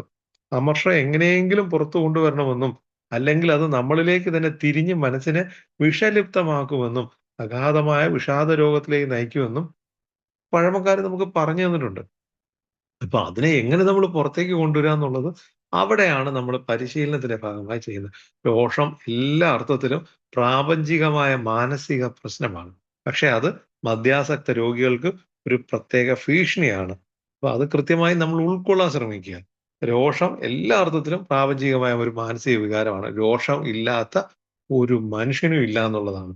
എല്ലാവരുടെയും ഉള്ളിൽ ഇത്തരത്തിലുള്ള രോഷവും നീരസവും ഒക്കെ ഉണ്ടാവാറുണ്ട്. പക്ഷെ മദ്യാസക്തനെ സംബന്ധിച്ചിടത്തോളം അതൊരു പ്രത്യേക ഭീഷണിയാണെന്നുള്ളതാണ്. നമ്മളുടെ കോപത്തിന് നമ്മളുടെ ജീവൻ എടുക്കാനുള്ള ശേഷിയുണ്ട്. ഇത്തരം കാര്യങ്ങൾ അടിവരയിട്ട് നമ്മുടെ ഉള്ളിലേക്ക് എടുക്കുക എന്നുള്ളതാണ്. പലരും അവരുടെ കോപമൊക്കെ അവര് അലങ്കാരമായിട്ട് കൊണ്ട് നടക്കുന്നവരുണ്ട്. ഞാൻ മദ്യപിച്ചിരുന്ന കാലയളവില് ഞാൻ അത്തരത്തിലൊരാളായിരുന്നു എന്നാണ് എന്റെയും ധാരണ. അതിനൊക്കെ അവസരങ്ങൾ ഉണ്ടായിരുന്നു എന്നുള്ളതാണ് കാര്യം. എന്റെ സ്വന്തം സ്ഥാപനം അത്ര വലിയ സ്ഥാപനമൊന്നുമല്ല. എന്നാലും അവിടെ 10, 12 സ്റ്റാഫുകളൊക്കെ ഉണ്ടായിരുന്നു. ആ സമയത്ത് എന്റെ കീഴിൽ ജോലി ചെയ്യുന്നവര് എന്റെ സ്റ്റാഫുകൾ ഞാൻ പറയുന്ന രീതിയിൽ കാര്യങ്ങൾ നടക്കുക അത്തരത്തിലുള്ള. അപ്പൊ അവിടെ വളരെ കൃത്യനിഷ്ഠയോടുകൂടി കാര്യങ്ങളായിരിക്കണം എന്നുള്ള രീതിയിൽ ഞാൻ വളരെ കണിശക്കാരനായിട്ടായിരുന്നു കാര്യങ്ങൾ ചെയ്തിരുന്നത്. എന്റെ ഉള്ളിൽ എനിക്ക് നന്നായിട്ട് അറിയാം. ഞാൻ മദ്യപിച്ചിരിക്കുന്നത് കൊണ്ട് പകലും ഒക്കെ മദ്യപിക്കുന്നത് കൊണ്ട് തന്നെ എന്നെ ആരും കുറ്റം പറയാതിരിക്കാൻ അവരുടെ മേലുള്ള കുതിര കയറുന്ന ഒരു അവസ്ഥ, അവരുടെ കുറ്റങ്ങൾ ഞാൻ പെരുപ്പിച്ച് കാണിച്ചുകൊണ്ട് അവരെ കുതിര കയറുന്ന ഒരു അവസ്ഥയൊക്കെ എനിക്ക് ഉണ്ടായിരുന്നത്. പക്ഷെ അതൊരു ഞാൻ അലങ്കാരമായിട്ടാണ് കൊണ്ട് നടക്കുന്നത്. കാര്യം എന്നെപ്പറ്റി എന്റെ കൂടെ ഉള്ളവർ തന്നെ എന്റെ സഹോദരങ്ങൾ തന്നെ പറയുമായിരുന്നു. എനിക്ക് ഭയങ്കര ദേഷ്യക്കാരനാണ്. പറയുന്ന കാര്യങ്ങൾ കൃത്യമായിട്ട് അങ്ങനെ ചെയ്തില്ലെങ്കിൽ പിന്നെ അവൻ ഭയങ്കരമായിട്ട് ദേഷ്യപ്പെടും എന്നൊക്കെ. അപ്പൊ ഇത്തരത്തിലുള്ള ഈ കോപമൊക്കെ അലങ്കാരമായിട്ട് പോലും നമ്മൾ കൊണ്ട് നടന്നിരുന്നു എന്നുള്ളതാണ്. നമുക്ക് പ്രത്യേക ഭീഷണിയായിട്ടുള്ള ഒരു സംഭവമാണ്. പ്രത്യേകിച്ച് ആൽക്കഹോളിക് ആയിട്ടുള്ള നമുക്ക് പ്രത്യേക ഭീഷണിയായിട്ടുള്ള ഈ സംഭവത്തെ അലങ്കാരമായി കൊണ്ട് നടക്കാൻ പോലും നമ്മൾ ശ്രമിച്ചിരുന്നു എന്നുള്ളതാണ്. എന്തായാലും ഈ ഈ പറഞ്ഞ വരികള് അടിവരയിട്ട് നമ്മൾ ഹൃദയത്തിലേക്ക് ചില അവസരങ്ങളിലും കോപത്തിന് നമ്മളെ ജീവനെടുക്കാനുള്ള ശേഷിയുണ്ടെന്നുള്ളതാണ്. ചിലരിലെങ്കിലും. അത്രത്തോളം തീവ്രത ഈ കുഞ്ഞുങ്ങളെയൊക്കെ എടുത്ത് നിലത്തടിച്ചു എന്നൊക്കെയുള്ള കാര്യങ്ങള്. ഇതൊക്കെ നമ്മൾ മദ്യപിച്ചിട്ടെന്ന് പറഞ്ഞ് കേൾക്കുന്ന കാര്യങ്ങളാണ്. മദ്യപിച്ചത് കൊണ്ട് ആണോ കുഞ്ഞുങ്ങളെ എടുത്ത് നിലത്തടിച്ചത്? ആ തിളച്ചു മറിയുന്ന കോപം, ഒട്ടും നിയന്ത്രിക്കാൻ പറ്റാത്ത ദേഷ്യത്തില് ആ സമയത്ത് ചെയ്തു പോകുന്ന കാര്യങ്ങളാണ്. അത് തന്നെയാണ് ജീവൻ എടുക്കാനുള്ള ജീവൻ എടുക്കാനുള്ള ഒരു സാഹചര്യം ഈ കഠിനമായ കോപത്തിനുണ്ട് എന്ന് പറയുന്നത്. ശത്രുത, പക അല്ലെങ്കിൽ നീരസം എന്നിവ നമ്മളിൽ മദ്യപിക്കാനുള്ള ആഗ്രഹം സൃഷ്ടിക്കുന്നുവെന്നും അതുകൊണ്ട് അത്തരം വികാരങ്ങൾക്കെതിരെ നമ്മൾ എപ്പോഴും ജാഗ്രത പുലർത്തണമെന്നും ഇതിനകത്ത് പഴമക്കാരെപ്പോഴും പറയാറുണ്ട് എന്നുള്ളതാണ്. ഞാന് കൂട്ടായ്മയിൽ എത്തുന്നതിന് കുറെ കാലത്തിന് മുമ്പ് തന്നെ എന്നോടൊപ്പം കോളേജിൽ പഠിച്ചിരുന്ന എന്റെ ഒരു സുഹൃത്ത് എന്റെ അടുത്ത് വന്നിട്ട് ഇങ്ങനെ പറഞ്ഞായിരുന്നു. എന്റെ മദ്യപാനം അത്ര കറക്റ്റ് അല്ല. അവനും ഞങ്ങൾ ഒരുമിച്ചൊക്കെ മദ്യപിക്കുന്നതായിരുന്നു ബാറില്. നിന്റെ കുടി അത്ര നല്ലതല്ല. നീ ഇതിന്ന് മാറണം. ഞാനൊരു കൂട്ടായ്മയിൽ പോകുന്നുണ്ട്. ഞാൻ നിന്നെ വിളിക്കാം വരാനൊക്കെ ആയിട്ട് എന്നോട് പറഞ്ഞു. പക്ഷെ അവൻ ആൽക്കഹോളിക്സ് അനോണിമസ് എന്നുള്ള പേരോ ഇതിന്റെ കൂടുതൽ വിശദാംശങ്ങളോ ഒന്നും എനിക്ക് തന്നില്ല. എന്നോട് അന്ന് പറഞ്ഞപ്പോഴത്തേക്ക് എനിക്കും തോന്നിയത് അവൻ തീർച്ചയായിട്ടും കുടി നിർത്തേണ്ട സ്വഭാവമാണ്. കാര്യം അവൻ എപ്പോഴും മദ്യപിക്കുന്നവനാ. എനിക്ക് അത്ര പ്രശ്നമില്ലാത്തതുകൊണ്ട് എനിക്ക് കുഴപ്പമില്ല. ഞാൻ വീണ്ടും കുടിച്ച് മുന്നോട്ട് പോവാന്ന്. ഞങ്ങൾ ഒരുമിച്ച് ബാറിൽ പലപ്പോഴും കാണുന്നതുകൊണ്ടാണ് അവൻ എന്നോടത് പറഞ്ഞത്. പക്ഷെ ഞാനും കേറുന്നത് ബാറിൽ കുടിക്കാനായിരുന്നു എന്നുള്ള കാര്യം എന്റെ ഓർമ്മയിൽ വന്നില്ല. മറിച്ച് അവനാണ് ആവശ്യം എന്നുള്ള രീതിയിൽ ഞാൻ അവനെ അങ്ങ് ഉപേക്ഷിച്ചു. ആ പറഞ്ഞ കാര്യത്തെ പൂർണ്ണമായിട്ടും നിരാകരിച്ചു. ഞാൻ പോയില്ല. വർഷങ്ങൾ കഴിഞ്ഞതിന് ശേഷം കൂട്ടായ്മ കണ്ടെത്താൻ എനിക്കൊരു അവസരം ഉണ്ടായി. ഞാൻ ആൽക്കഹോളിക്സ് അനോണിമസിന്റെ മീറ്റിംഗ് ഹാളിന്റെ ഉള്ളിൽ എത്തിയത് ആ സുഹൃത്ത് അറിഞ്ഞു. അവൻ ആ ഗ്രൂപ്പിൽ അല്ലായിരുന്നെങ്കിൽ കൂടി ഞാൻ കൂട്ടായ്മയിൽ എത്തിയത് അറിഞ്ഞു. എന്റെ പരിസരത്തൊക്കെ ഉള്ള ആൾ തന്നെയാണ്. എന്റെ അടുത്ത് തന്നെയാണ് താമസിക്കുന്നത്. അടുത്ത ദിവസം തന്നെ അവൻ രാവിലെ എന്നെ കാണാൻ വന്നു. വന്നിട്ട് എന്നോട് വന്ന് പറഞ്ഞത്, സന്തോഷമുണ്ട് നീ കൂട്ടായ്മയിൽ എത്തിയതില്. തീർച്ചയായിട്ടും നിനക്ക് വളരെ അനിവാര്യമായിട്ടുള്ളതായിരുന്നു ആൽക്കഹോളിക്സ് അനോണിമസ്. ഇനി നീ സൂക്ഷിച്ച് മുന്നോട്ട് പോവുക. ഇത് നിനക്ക് ജീവിതാവസാനം വരെയും കൊണ്ടുപോകേണ്ടതാണ്. പിന്നെ അവൻ ഇറങ്ങാൻ നേരത്ത് എൻ്റെ അടുത്തൊരു കാര്യം പറഞ്ഞു. ഇനി അങ്ങോട്ടുള്ള യാത്രയില് കുടുംബത്തിനകത്ത്, വീട്ടിനകത്ത് ഭാര്യയായിട്ടൊക്കെ എന്തെങ്കിലുമൊക്കെ കാര്യങ്ങൾ പറയുമ്പോഴത്തേക്ക് പെട്ടെന്നുണ്ടാകുന്ന ഒരു ദേഷ്യത്തില് എങ്കി ഇപ്പൊ കാണിച്ചു തരാന്ന് പറഞ്ഞിട്ട് പോയി കുടിക്കാൻ തോന്നും. അവൻ എന്നോട് പറഞ്ഞ വാക്കുകളാണ്. അത്തരം സാഹചര്യങ്ങൾ നീ ഓർത്തുകൊള്ളുക. ഇത് നിനക്ക് വേണ്ടിയിട്ടാണ് നീ വരുന്നത്. ഇതൊരു സെൽഫിഷ് പ്രോഗ്രാമാണ്. അതുകൊണ്ട് തന്നെ നീ നിന്നെ സൂക്ഷിക്കണം. അത്തരം സാഹചര്യങ്ങളിൽ നീ ഓർക്കാന്ന് പറഞ്ഞു. ഞാനപ്പോ ഇവൻ അങ്ങ് പോയി കഴിയുമ്പോ ആലോചിക്കും, ഇവനെന്താ ഇങ്ങനെ എന്നോട് പറഞ്ഞിട്ട് പോയത്? എനിക്ക് ഈ വീട്ടിലാണെന്നുണ്ടെങ്കിൽ നല്ലൊരു സന്തോഷകരമായ അവസ്ഥയാണ്. ഞാനായിട്ട് കൂട്ടായ്മ തിരക്കിപ്പോയി കണ്ടുപിടിച്ചിട്ട് വന്നിരിക്കുന്നു. അടുത്ത ദിവസമാണ് ഇവൻ വന്ന് പറഞ്ഞത്. ഞാനത് എന്റെ ഭാര്യയോട് പറയുകയൊക്കെ ചെയ്തു. ഇവൻ ഇങ്ങനെ പറഞ്ഞിരുന്നു. അപ്പൊ കുഴപ്പമൊന്നുമില്ല. ദിവസങ്ങൾ അങ്ങോട്ട് കഴിഞ്ഞു പോയി തുടങ്ങിയപ്പോഴത്തേക്ക് ഞാൻ കുടിക്കുന്നില്ല. കൃത്യമായി മീറ്റിങ്ങിനൊക്കെ പോകുന്നു. വൈകുന്നേരം നേരത്തെ വൃത്തിയായിട്ട് എന്റെ വീട്ടിലൊക്കെ എത്തുന്നു. സന്തോഷകരമായ അവസ്ഥ. ഏതാനും ദിവസങ്ങൾ കഴിഞ്ഞപ്പോഴത്തേക്ക് എന്തോ ഒരു കാര്യം ഒന്നും രണ്ടും പറഞ്ഞിട്ട് എന്റെ ഭാര്യയായിട്ട് ഒരു ചെറിയൊരു സ്വാരസ്യം ഉണ്ടായ നിമിഷം എന്റെ തലച്ചോറിലേക്ക് വന്ന ചിന്ത, എങ്കി ഇപ്പൊ കാണിച്ചു തരാന്നാ. ഇവൾക്കൊക്കെ വേണ്ടിയിട്ടല്ലേ ഞാൻ എന്റെ കുടി നിർത്തിയിട്ട് ഞാൻ ഇത്തരം കാര്യങ്ങൾ ചെയ്യുന്നത്. പിന്നെ ഇവൾ എന്തിനെന്നെ ഈ കാര്യത്തിൽ, എന്തോ നിസ്സാരമായ കാര്യമായിരുന്നു ആ കാര്യം. പക്ഷേ എന്തുകൊണ്ടോ ആ സുഹൃത്ത് പറഞ്ഞ വാചകം എന്റെ തലയിൽ അപ്പൊ തന്നെ വന്നു. ഇത്തരം സാഹചര്യങ്ങൾ ഉണ്ടാവും. നീ അങ്ങനെ പോകരുതെന്ന്. കൃത്യമായി അത് ആ ഒരു അവസ്ഥ വന്ന് പറഞ്ഞിരുന്നില്ലായിരുന്നുവെങ്കിൽ ഒരുപക്ഷെ ഞാൻ ആ 2 ആഴ്ചക്കകത്തുള്ള ഒരു കുടിയിലേക്ക് വീണ്ടും ഞാൻ പോയേനെ എന്നുള്ളതാണ്. അപ്പൊ അത്തരം സാഹചര്യങ്ങൾ നമ്മുടെ ഉള്ളിലുണ്ടാവുന്ന ദേഷ്യവും നീരസവും ഒക്കെ നമ്മളെ വീണ്ടും കുടിയിലേക്ക് കൊണ്ടുപോകും. അത് നമ്മൾ തിരിച്ചറിഞ്ഞു കഴിഞ്ഞാൽ അത്തരം സാഹചര്യങ്ങളിൽ നമ്മൾ കുടിയെ ഒഴിവാക്കി മാറ്റി നിർത്താനൊക്കെ നമുക്ക് ബോധപൂർവം കഴിയും എന്നുള്ളതാണ്. മദ്യാസക്തി എന്ന് പറഞ്ഞത് ഒരു പ്രശ്നമാണെന്ന് നമ്മൾ ഒരിക്കലും തോന്നിയിരുന്നില്ല. മദ്യപിച്ചുകൊണ്ടിരുന്ന സമയത്ത് മദ്യപിക്കുന്നതിനകത്ത് നമുക്ക് വലിയ ബുദ്ധിമുട്ടൊന്നുമില്ലായിരുന്നു. എല്ലാ കാര്യങ്ങളും കൃത്യമായി ചെയ്തുകൊണ്ട് തന്നെ മദ്യപിക്കുന്നതെന്നൊക്കെ കരുതിയിരുന്ന സമയത്ത് മദ്യപിക്കുന്നതിന് പാടില്ലായിരുന്നു. പക്ഷേ അത് ബുദ്ധിമുട്ടാണെന്ന് നമ്മൾ തിരിച്ചറിഞ്ഞു കഴിഞ്ഞപ്പോഴത്തേക്ക് മദ്യത്തിൽ നിന്ന് മാറാൻ എന്ത് മാർഗം കണ്ടെത്താമെന്ന് നമ്മൾ ചിന്തിക്കാൻ തുടങ്ങി എന്നുള്ളതാണ്. അതുപോലെ തന്നെയാണ് ഇത്തരം കാര്യങ്ങളും. നമുക്ക് 7 മാരക പാവങ്ങളാണെന്നാണ് പറയുന്നത് നമ്മുടെ കയ്യിലുള്ളത് ആൽക്കഹോളിക്കിന്. അതിലൊന്നാണ് ഈ കോപം. അപ്പൊ ഇത്തരം കുറവുകൾ നമുക്കുണ്ടെന്ന് നമുക്കൊന്ന് തിരിച്ചറിയാൻ ഒരു അവസരം കിട്ടിയാൽ തീർച്ചയായിട്ടും അതീന്ന് പുറത്തു വരാനൊരു സാഹചര്യം ഒരുക്കിയെടുക്കാൻ നമുക്ക് കഴിയുന്നുള്ളതാണ്. മാർഗം പല രീതിയിലും നമുക്ക് അവലംബിക്കാം. അടിസ്ഥാനപരമായിട്ട് പ്രോഗ്രാമിന്റെ പാതയിൽ എത്തിക്കഴിഞ്ഞാൽ ഇതിനൊക്കെ പരിഹാരമുണ്ട് എന്നുള്ളതാണ്. അപ്പോ നമ്മൾ യഥാർത്ഥ ദൈവത്തെ കണ്ട് നമ്മുടെ 3ാമത്തെ തലം, യഥാർത്ഥ ദൈവത്തെ കണ്ടെത്താൻ പറ്റാത്തതിലുള്ള സ്പിരിച്വൽ ബാങ്ക്രപ്സിയാണ് നമ്മുടെ പ്രശ്നമെങ്കില്, ആ യഥാർത്ഥ ദൈവത്തെ കണ്ടെത്തുമ്പോൾ കൃത്യമായി അതിന്റെ ഒരാശ്രയം കൊടുത്തു പോകാൻ കഴിയുമ്പോഴത്തേക്കും നമുക്കത് കഴിയുമെന്നുള്ളതാണ്. അപ്പൊ ഈ ഭയമാണ് നമ്മളെ ഇതിലേക്ക് നയിക്കുന്നത് എന്ന് പറയുമ്പോഴത്തേക്ക് നമുക്ക് ആ ഭയത്തിന്റെ കാര്യത്തെപ്പറ്റി പറയുമ്പോൾ തന്നെ നമുക്ക് പറയാൻ പറ്റും. ഭയമില്ലാത്തൊരവസ്ഥ നമ്മൾ കണ്ടെത്തുക എന്നുള്ളത് തന്നെയാണ് നമുക്ക് അതിന്റെ രക്ഷാമാർഗമായിട്ട് നമ്മൾ പലപ്പോഴും ചിന്തിക്കുന്നത്. അതായത് നമ്മളെ രോഗം മദ്യപാനം മാത്രമല്ല അതിനപ്പുറത്ത് പല പ്രശ്നങ്ങളും ഉണ്ടെന്നൊക്കെ ഉള്ള ഒരു കാര്യങ്ങൾ നമ്മൾ തിരിച്ചറിഞ്ഞ് മനസ്സിലാക്കാൻ പറ്റിയപ്പോൾ കൃത്യമായും ആ ഉം, ഭയമാണ് നമ്മളെ വേട്ടയാടിക്കൊണ്ടിരുന്നതെന്നും അതിൽ നിന്നും ആ ഭയമില്ലാത്ത അവസ്ഥയിലേക്ക് പോകുന്നത് അല്ല, മറിച്ച് അഭയം തേടി കണ്ടുപിടിക്കുന്നതാണ് നമ്മൾ എപ്പോഴും ചെയ്തുകൊണ്ടിരിക്കുന്നത്. അതാണ് നമുക്ക് അഭികാമ്യം. തീർച്ചയായിട്ടും ഭയത്തിന്റെ വിപരീത പദം ഭയമില്ലാത്ത അവസ്ഥയെന്നല്ല, അഭയം തന്നെയാണ്.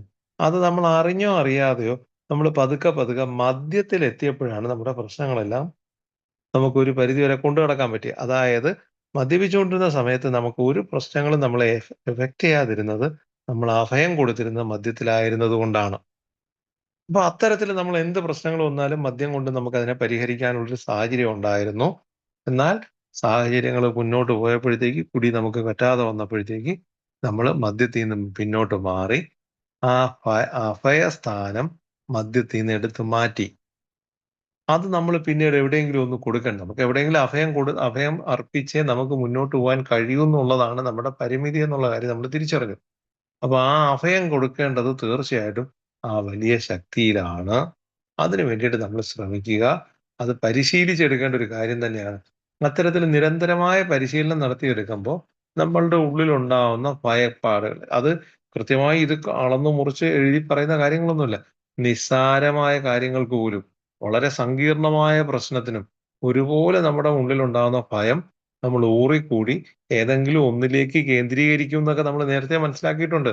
അത് വ്യക്തികളിലേക്കാവുമ്പോഴത്തേക്ക് സാഹചര്യങ്ങളിലേക്കും പോകാറുണ്ട്. നമ്മളിൽ ഇത്തരത്തിലുണ്ടാകുന്ന ഭയപ്പാടിനെ നമ്മൾ ആ ഭയം ഊറിക്കൂടി ഏതെങ്കിലും സാഹചര്യങ്ങളിലേക്കൊക്കെ പോകാറുണ്ടെങ്കിലും പലപ്പോഴും സംഭവിക്കാറ് വ്യക്തികളിലേക്കാണ് പോകാറ്. അതുകൊണ്ട് തന്നെയാണ് ഞാൻ ഇപ്പൊ നിസ്സാരമായി എന്നെ സംബന്ധിച്ചിടത്തോളം ഞാൻ ഇതിനകത്ത് വന്നിട്ട് ഇതെല്ലാം മനസ്സിലാക്കിയത് കൊണ്ട് എല്ലാം പൂർണ്ണമായി പരിഹരിക്കപ്പെട്ട ഒരാളൊന്നുമല്ല. എന്നെ സംബന്ധിച്ചിടത്തോളം എനിക്ക് എപ്പോഴും നീരസം ഉണ്ടാവുന്നത് എന്റെ കുട്ടികളുടെ കാര്യത്തിലാ. അവരുടെ ഭാവിയെ പറ്റിയുള്ള ആശങ്കയായിരുന്നു ആദ്യം എന്നെ വല്ലാതെ പ്രശ്നപ്പെടുത്തിയിരുന്നെങ്കിൽ പതുക്കെ പതുക്കെ പ്രോഗ്രാമിലൂടെ യാത്ര ചെയ്യുന്നത് കൊണ്ട് തന്നെ എനിക്ക് അതുമൊക്കെ മനസ്സിലാക്കാൻ പറ്റിയെങ്കിലും നീരസം എന്നെ പലപ്പോഴും വേട്ടയാടിയിരുന്നു എന്നുള്ളതാണ്. ഞാൻ പറയുന്ന രീതിയിൽ കാര്യങ്ങൾ ഉൾക്കൊള്ളാത്തത് കൊണ്ടും ഞാൻ പറയുന്ന രീതിയിലേക്ക് അവരെത്തിപ്പെടാത്തത് കൊണ്ടും എനിക്ക് അവരോട് തോന്നുന്ന നീരസം ഊറിക്കൂടിയിട്ട് അത് വിരോധമായി മാറുന്നൊരവസ്ഥ. കോപമാണ് അത് പുറത്തു വരുന്നത്. വിരോധം എന്റെ മക്കളോട് എന്ത് വിരോധം തോന്നാനാ? പക്ഷെ ഞാൻ പറയുന്ന രീതിയിൽ കേട്ടില്ല എന്നുണ്ടെങ്കില്, ഞാൻ പറയുന്ന രീതിയിൽ കാര്യങ്ങൾ കൈകാര്യം ചെയ്തില്ല എന്നുണ്ടെങ്കില് എനിക്ക് അവരോട് ദേഷ്യം വരുന്നൊരവസ്ഥ വന്നു എന്നുള്ളതാണ്. ആ നീരസപ്പെടുന്ന അവസ്ഥ കൃത്യമായും കോപത്തിലേക്ക് വന്ന് അവരുടെ മേൽ കുതിര കയറുന്ന ഒരവസ്ഥയൊക്കെ പലപ്പോഴും ഉണ്ടായിട്ടുണ്ട്. ഇപ്പോഴും പലപ്പോഴും സംഭവിക്കാറുണ്ട്. പക്ഷേ ഇതിന്നൊക്കെ നമുക്ക് പരിഹാരം കിട്ടാനായിട്ടുള്ള ഒരു മാർഗം, ആ ഉള്ളിലെ ഭയമാണ് ഈ നീരസത്തിലേക്ക് നയിക്കുന്നതെന്ന് പിന്നീടാണ് എനിക്ക് തിരിച്ചറിയാൻ പറ്റിയത്. അവരുടെ എക്സാം ഒക്കെ വരികയാണ്. അപ്പൊ ഞാൻ പറയുന്നത് ഇങ്ങനെ പഠിക്കണം, അങ്ങനെ ആയിരിക്കണം കാര്യങ്ങള്. ഞാ അത് അത് അത് അതിന പറഞ്ഞു കൊടുക്കും. നമ്മളെന്തോ ഭയങ്കര ഉപദേശം പറഞ്ഞു കൊടുക്കുന്ന രീതിയിലാണ് കാര്യങ്ങൾ പറഞ്ഞു കൊടുക്കുന്നത്. അതിന്റെയൊക്കെ അടിസ്ഥാനപരമായിട്ടുള്ള സംഭവം, അവൻ ഭാവിയില് അവൻ നല്ല രീതിയിൽ പഠിച്ച് അവനൊരു റിസൾട്ട് കിട്ടിയില്ലെങ്കിൽ എന്നുള്ള എന്റെ ഉള്ളിലെ ഭയമാണ് ആ ഒരു നീരസത്തിന് കാരണമായി തീരുന്നതെന്നൊക്കെ എനിക്ക് മനസ്സിലാക്കാൻ പറ്റി. കാര്യം ഇത് നമുക്ക് ഏത് വിഷയത്തിൽ നമ്മൾ എടുത്തും തൊഴിലിനകത്താണെങ്കിലും ആരോഗ്യപരമായ പ്രശ്നങ്ങളാണെങ്കിലും ഇപ്പൊ ഇന്നിപ്പോ ഒരു സുഹൃത്തൊക്കെ ഇന്നിപ്പോ നേരത്തെ ജോലിയുടെ കാര്യമായിട്ടൊക്കെ ബന്ധപ്പെട്ട് പറയുമ്പോഴത്തേക്ക് ആ ഒരു ഇറിറ്റേഷൻ, നീരസം പല തലങ്ങളിലേക്ക് അത് പോകുന്നുണ്ടെങ്കിലും അടിസ്ഥാനപരമായിട്ട് നമ്മളെ ഭയപ്പെടുത്തുന്ന ഒരു വിഷയം ഉണ്ടെന്നുള്ളതാണ്. ആ ഭയത്തിൽ നിന്ന് മുക്തി നേടാൻ കൃത്യമായി നമ്മൾ പ്രവർത്തിക്കേണ്ടതുണ്ട്. നമ്മൾ ചെയ്യാനുള്ള കാര്യങ്ങൾ നമ്മൾ കൃത്യമായി ചെയ്തു കഴിയുക. നമുക്ക് വേണ്ടത് ആ ക്രിയേറ്റർ, നമ്മളുടെ സൃഷ്ടാവ് കൃത്യമായി പ്രവർത്തിപ്പിച്ചോളും എന്നുള്ളൊരു വിശ്വാസത്തിന് നമ്മൾ മുന്നോട്ട് പോവുക. അതുകൊണ്ട് തന്നെ പ്രാർത്ഥിച്ചുകൊണ്ട് നമ്മൾ വീട്ടിൽ നിൽക്കാനല്ല പറഞ്ഞത്. പ്രാർത്ഥന കൊണ്ട് കാര്യങ്ങളൊന്നും ഉണ്ടാവുന്നില്ല. പ്രവൃത്തിയിലൂന്നി പോവുക. Action is the magic word എന്ന് കൃത്യമായി പറയുന്നുണ്ട് ആൽക്കഹോളിക്സ് അനോണിമസിനുള്ളിൽ. അപ്പൊ അതിനു വേണ്ടിയിട്ട് നമ്മൾ അനാവശ്യമായ ഭയത്തിൽ നിന്ന് മാറി കൃത്യമായി പ്രവർത്തിച്ച് മുന്നോട്ട് പോകുമ്പോഴത്തേക്ക് ഈ ഭയം ഊറിക്കൂടിയിട്ട് നീരസമാവുകയും നീരസം ഒടുവിൽ കോപമായി മാറുകയും ചെയ്യുന്ന ഒരു സാഹചര്യത്തെ ഒഴിവാക്കാൻ നമുക്കൊരു സാഹചര്യം ഉണ്ട് എന്നുള്ളതാണ്. മറ്റൊരാളുടെ മേൽ തോന്നുന്ന നീരസം എന്ന് പറയുന്നത് തീർച്ചയായിട്ടും ഒരാളിനെ എറിയാൻ നമ്മൾ കനല് കയ്യിലെടുക്കുന്ന ഒരവസ്ഥ തന്നെയാണ്. ഒരാളിന്റെ മേൽ എറിയാനായിട്ട് നമ്മൾ ഒരു കനലെടുത്ത് എറിയുമ്പോൾ ആദ്യം പൊള്ളുന്നത് അവനവന്റെ കൈ തന്നെയാണെന്നുള്ളതാണ്. അതുകൊണ്ട് തന്നെ അത്തരം സാഹചര്യങ്ങളെ വളരെ, വളരെ ക്രിയാത്മകമായി നമ്മൾ മനസ്സിലാക്കി. ഞാൻ അതിന്റെ എനിക്കറിയാവുന്ന, എനിക്ക് മനസ്സിലായ രീതിയിലാണ് ഞാൻ അതിനെ ഇഴകീറി എടുക്കാൻ ശ്രമിച്ചത്. ഓരോ നീരസത്തിന്റെയും അടിസ്ഥാനപരമായി നമ്മൾ ചെന്ന് നോക്കുമ്പോൾ അതിന്റെ ഉള്ളിൽ ഒരു ഭയം ഉണ്ടാവും. ആ ഭയത്തെ കൃത്യമായും വേർതിരിച്ചെടുത്ത് അതിന് വേണ്ട കാര്യങ്ങൾ ചെയ്യുമ്പോഴത്തേക്ക് ആ നീരസത്തിൽ നിന്ന് നമുക്ക് പുറത്തു വരാനും അതുവഴി ആ കോപത്തിലേക്ക് പോകുന്ന ഒരു അവസ്ഥയെ നമുക്ക് പരിഹരിക്കാനും ഒക്കെ പറ്റും. അപ്പൊ ഇത് എല്ലാ കാര്യങ്ങളിലും നമുക്ക് ഇത്തരത്തിൽ ചെയ്യാനൊക്കെ എങ്ങനെ കഴിയുമെന്ന് ചോദിച്ചു കഴിഞ്ഞാല് അസഹിഷ്ണുത ഉണ്ടാവുന്നത് ആ ഉണ്ടാ അത് ഉണ്ടാവുക തന്നെ ചെയ്യും. സഹിഷ്ണുത ഉള്ളത് സഹിഷ്ണുത എങ്ങനെ അസഹിഷ്ണുതയിൽ സഹിഷ്ണുത കണ്ടെത്താനുള്ളൊരു അവസ്ഥ നമ്മൾ മനസ്സിലാക്കിയെടുക്കണം എന്നുള്ളതാണ്. അസഹിഷ്ണുതയിൽ സഹിഷ്ണുത കണ്ടെത്താൻ. ഏത് സാഹചര്യത്തിൽ അതിനകത്ത് സ്വസ്ഥമായ ഒരു സാഹചര്യം നമ്മൾ കണ്ടെത്താൻ. നമ്മളിപ്പോ ഒരു ഉദാഹരണമൊക്കെ അന്ന് നമുക്ക് വേണമെങ്കിൽ പറയാവുന്നേ. തണുപ്പ്. കടുത്ത തണുപ്പെന്ന് പറയുന്നത് തീർച്ചയായിട്ടും നമുക്ക് സഹിക്കാൻ പറ്റാത്തൊരു കാര്യം തന്നെയാണ്. പക്ഷേ അത്തരം സാഹചര്യങ്ങളിൽ നമുക്ക് ജോലി ചെയ്യേണ്ടി വരുമ്പോഴത്തേക്ക് നമ്മളത് പതുക്കെ പതുക്കെ തണുപ്പ് അനുഭവിച്ച് അവിടെ നിന്ന് നമ്മൾ അതിനകത്തൊരു പ്രതിരോധം നമ്മൾ ആർജിച്ചെടുക്കുന്ന ഒരവസ്ഥ. നമ്മൾ എത്രയോ മൈനസ് ഡിഗ്രിയിലൊക്കെ പട്ടാളക്കാര് ജോലി ചെയ്യുന്നുണ്ട്. സാധാരണ രീതിയിൽ ഒരാൾക്ക് അങ്ങനെ ആ ഒരു മൈനസ് ഡിഗ്രിയിൽ പോയി നിൽക്കാൻ പറ്റും. പക്ഷേ അവര് നിരന്തരം അതിനകത്തൂടെ നിന്ന് അപ്പം നമുക്ക് നീരസവും വിദ്വേഷവും ഒക്കെ തോന്നുന്ന സാഹചര്യങ്ങളിൽ അതിനകത്ത് നിന്ന് നമ്മൾ പരിശീലിച്ചെടുക്കുക എന്നുള്ളതാണ്. അതിന്റെ റൂട്ട് കണ്ടെത്തി, അതിന്റെ വേര് കണ്ടെത്തി ആ ഒരു കാര്യത്തിൽ നിന്നും അതിനെ മാറ്റിയെടുക്കാൻ അടിസ്ഥാനപരമായിട്ട് നമ്മൾ കടന്നു ചെല്ലുമ്പോഴത്തേക്ക് രോഷത്തിന്റെയും നീരസത്തിന്റെയൊക്കെ റൂട്ട് എന്ന് പറയുന്നത് ഭയം തന്നെ ആയിരിക്കും എന്നുള്ള കാര്യം നമുക്ക് കണ്ടെത്താൻ പറ്റും. രോഷം ഭയത്തിന്റെ അതിര് കടന്ന വളർച്ചയാണെന്ന് പറയുന്നത് അതുകൊണ്ട് തന്നെയാണ്. രോഷം എന്ന് പറയുന്നത് ഭയത്തിന്റെ അതിര് കടന്ന വളർച്ചയാണ്. മോഹഭംഗത്തിന്റെ വികാരത്തിനും രോഷത്തിന് ജന്മം നൽകാൻ കഴിവുണ്ടെന്ന് പറയുന്നുണ്ട്. അപ്പോ ആഗ്രഹങ്ങളുടെ നടക്കാതെ വരുന്നൊരവസ്ഥ. അപ്പൊ എനിക്ക് ഇങ്ങനെയൊക്കെ ആവണം, എനിക്ക് ഇത് വേണം, അല്ലെങ്കിൽ എനിക്ക് ഇന്നൊരു സംഭവം വേണമെന്ന് ഞാൻ ആഗ്രഹിക്കുകയും അത് കിട്ടാതെ വരുമ്പോഴത്തേക്ക് അതിന്റെ മേലൊരു ചെറിയ ദേഷ്യം ഉണ്ടാവുകയും അത് കോപത്തിലേക്ക് കൊണ്ടുപോകാനും ഒക്കെ ഒരു സാഹചര്യം ഉണ്ടാവും. അപ്പൊ സാഹചര്യങ്ങളെ അതിൻ്റെതായിട്ടുള്ള വലിപ്പത്തിൽ മനസ്സിലാക്കി ഉൾക്കൊണ്ടു പോകാൻ അത് നമ്മൾ ശ്രമിച്ചു കഴിഞ്ഞാൽ, അപ്പോ ഭയം മാത്രമല്ല മോഹഭംഗവും എന്തോ ഈ നീരസത്തിന് മോഹഭംഗവും റിസന്റ്മെന്റിന് കാരണമാവും നമ്മൾ മനസ്സിലാക്കുക എന്നുള്ളത് തന്നെയാണ്. എല്ലാത്തരം രോഷവും നമ്മളെ തന്നെ നശിപ്പിക്കുകയാണ്. കാരണം അത് കുടിയിലേക്ക് തിരികെ നയിച്ചു കളയും. അപ്പൊ ഏത് തരത്തിലുള്ള രോഷം, എന്ത് കാര്യം, ആഗ്രഹങ്ങളുടെ നാശം കൊണ്ടോ ഭയം കൊണ്ടോ ഏത് രീതിയിലോ ആയിക്കോട്ടെ, നമ്മളിൽ ഒരു രോഷം ഉണ്ടായി, ഒരു നീരസം ഉണ്ടായി, ഒരു കോപത്തിലേക്ക് നമ്മൾ എത്തിപ്പെട്ടു കഴിഞ്ഞാൽ അത് നമ്മളെ കുടിയിലേക്ക് കൊണ്ടുപോകും. അതുകൊണ്ട് തന്നെ ആദ്യമേ നമ്മൾ തിരിച്ചറിയേണ്ടത്, മാറ്റിവെക്കാനായിട്ട് നമ്മൾ ബോധപൂർവം ശ്രമിക്കേണ്ട ഒരു കാര്യമാണ് ഇത്തരം കോപങ്ങൾ. അപ്പൊ അത്തരം പെട്ടെന്ന് ഒരു ദേഷ്യം വരുന്ന ഒരു സാഹചര്യമൊക്കെ എത്ര തന്നെ നമുക്കത് വേണ്ട വേണ്ട വേണ്ട നമ്മൾ മാറ്റി വെക്കണമെന്നൊക്കെ കാര്യങ്ങൾ പറയുമ്പോഴും, ഇത്തരം മീറ്റിങ്ങുകളിൽ, റിക്കവറി മീറ്റിങ്ങുകളിൽ പോലും എനിക്ക് ഇത്തരം പ്രശ്നങ്ങളുണ്ടായി, ഞാൻ ഇങ്ങനെ ഒരു പൊട്ടിത്തെറിച്ചു, അതിന്റെ ഫലമായിട്ട് ഞാൻ പോയി കുടിച്ചു എന്ന് പറയുമ്പോഴത്തേക്ക് തീർച്ചയായിട്ടും കേട്ടോണ്ടിരിക്കുന്ന എനിക്കത് മനസ്സിലാക്കാൻ പറ്റും ഒരിക്കലും ഞാൻ അങ്ങനെ പോകരുത് എന്നുള്ളത്. ഇനി അഥവാ എനിക്ക് അങ്ങനെ ഒരു സാഹചര്യം ഉണ്ടായപ്പോഴത്തേക്ക് ഞാൻ ഇന്നൊരു പ്രവൃത്തി ചെയ്തു, അതുകൊണ്ട് തന്നെ ഞാൻ കുടിയിലേക്ക് പോയില്ല എന്ന് പറയുമ്പോഴും അതും എനിക്ക് സ്വീകരിക്കാൻ പറ്റും. അപ്പൊ അത്തരം കാര്യങ്ങൾ കൃത്യമായി നമ്മൾ നമ്മളുടെ ഉള്ളിലേക്ക് എടുത്തു സൂക്ഷിക്കാൻ നമ്മൾ പ്രവർത്തിക്കുക, അത് പ്രാക്ടീസ് ചെയ്യേണ്ട ഒരു കാര്യം തുടക്കത്തിൽ തന്നെ ഉണ്ടെന്നുള്ളതാണ്. നമ്മൾ പെട്ടെന്ന് നമുക്കൊരു ദേഷ്യം തോന്നുന്ന ഒരു അവസ്ഥ, നമ്മള് സുബോധജീവിതം പുസ്തകത്തിനകത്ത് തന്നെ പറയുന്നുണ്ട്. ഹോൾട്ട് എന്ന് പറഞ്ഞൊരു കാര്യത്തെ പറ്റി പറയുന്നത്, ഹംഗ്രി, ആംഗ്രി, ലേസി, ടയർഡ്നെസ് എന്ന് പറഞ്ഞൊരു കാര്യം. ഇത്തരം സാഹചര്യങ്ങൾ തുടക്കത്തിൽ നമ്മൾ ചെയ്ത് ഇരിക്കരുത്. കാര്യം അത്തരം കാര്യങ്ങൾ നമ്മളെ കുടിയിലേക്ക് നയിക്കും എന്നൊക്കെ പറയുന്നുണ്ട്. എന്റെ ഭാര്യ എപ്പോഴും പറയുന്ന ഒരു കാര്യം ഉണ്ടായിരുന്നു. ഞാൻ കൂട്ടായ്മയിൽ വന്ന ആദ്യ സമയത്ത് ദേഷ്യം, ഭക്ഷണം കഴിക്കാൻ വിശന്നിരുന്നാൽ എനിക്ക് ബുദ്ധിമുട്ടുണ്ടാകുന്നൊരു അവസ്ഥ. ഞാൻ തിരിച്ചറിയാതെ പോയത് എന്റെ ഭാര്യ തിരിച്ചറിഞ്ഞതായ കാര്യമാണ്. അത് എന്റെ അടുത്ത് പറയായിരുന്നു. ഞാൻ ദേഷ്യപ്പെടുന്ന ആഹാര സമയത്ത് ആഹാരം കഴിക്കാൻ നിന്ന് കഴിഞ്ഞാൽ എനിക്ക് ദേഷ്യം ഉണ്ടാവും എന്നുള്ള രീതിയിൽ അവൾ സംസാരിക്കുന്നത് ഞാൻ ശ്രദ്ധിച്ചിട്ടുണ്ടെന്നുള്ളതാണ്. അപ്പൊ അതെനിക്ക് മനസ്സിലാക്കാൻ പറ്റി, അത്തരത്തിലൊരു സാഹചര്യത്തിലേക്ക് നിൽക്കരുതെന്നുള്ളത്. അപ്പൊ ദേഷ്യപ്പെടുന്ന ഒരു സാഹചര്യം, അല്ലെങ്കിൽ നമ്മുടെ ഉള്ളില് ഒരു നീരസം തോന്നുന്ന ഒരു സാഹചര്യമൊക്കെ ഉണ്ടാകുമ്പോഴത്തേക്ക് എന്തെങ്കിലും നല്ല ഭക്ഷണമൊക്കെ ഒന്ന് കഴിക്കാൻ, വെള്ളം കുടിക്കുകയോ എന്തെങ്കിലുമൊക്കെ ചെയ്യുന്ന, പലപ്പോഴും പലരും ഇതിനകത്ത് പഴമക്കാരൊക്കെ നമ്മൾ മീറ്റിംഗിൽ ഷെയർ ചെയ്യുന്ന കേട്ടിട്ടുണ്ട്. വല്ലാതൊരു ദേഷ്യം തോന്നിയപ്പോഴത്തേക്ക് ഞാൻ പോയി ഒരു ഗ്ലാസ് വെള്ളം എടുത്തങ്ങ് കുടിച്ചു. ഒരു അല്പം വെള്ളം തോനെ അങ്ങ് കുടിച്ചു. വെള്ളം കുടിച്ചു കഴിഞ്ഞപ്പോഴത്തേക്ക് എനിക്കെന്തോ ഒരു മാറ്റം തോന്നിന്നൊക്കെ. അപ്പൊ അത്തരത്തില് നമ്മൾ എന്തെങ്കിലും ഒരു പ്രവൃത്തിയിൽ ഏർപ്പെട്ട് അതിൽ നിന്ന് ഒന്ന് പിന്നിലേക്ക് വരാൻ, നിയന്ത്രിക്കാൻ പറ്റാത്ത രീതിയിലേക്ക് വരുമ്പോഴത്തേക്ക്, വ്യക്തിപരമായിട്ട് ഞാൻ ചെയ്യുന്ന ഈ ആ ഒരു സാഹചര്യം ഉണ്ടായിരുന്നു. ദേഹത്ത് വെള്ളം കോരി ഒഴിക്കുന്ന ഒരവസ്ഥ. പലപ്പോഴൊക്കെ വീട്ടിനകത്ത്, ഇതൊക്കെ പ്രധാനമായിട്ടും നടക്കുന്ന വീട്ടിനകത്തായിരുന്നു. ഭാര്യയെടുത്തോ മക്കളുടെടുത്തോ ഒക്കെ തന്നെ പൊട്ടിത്തെറിച്ച് വലിയ രീതിയിൽ ബഹളമായി കഴിഞ്ഞാൽ പെട്ടെന്ന് അയ്യോ അത് വേണ്ടായിരുന്നു തോന്നി എനിക്ക് ആ സമയത്ത് നിന്ന് മാറാനായിട്ട് പെട്ടെന്ന് പോയി ഷവറിൽ പോയി വെള്ളത്തിൽ നീന്തു കഴിഞ്ഞാൽ അത് കഴിഞ്ഞ് വരുമ്പോഴത്തേക്ക് ഒരു മാറ്റം ഫീൽ ചെയ്യുന്നത് എനിക്കും തോന്നിയിട്ടുണ്ടെന്നുള്ളതാണ്.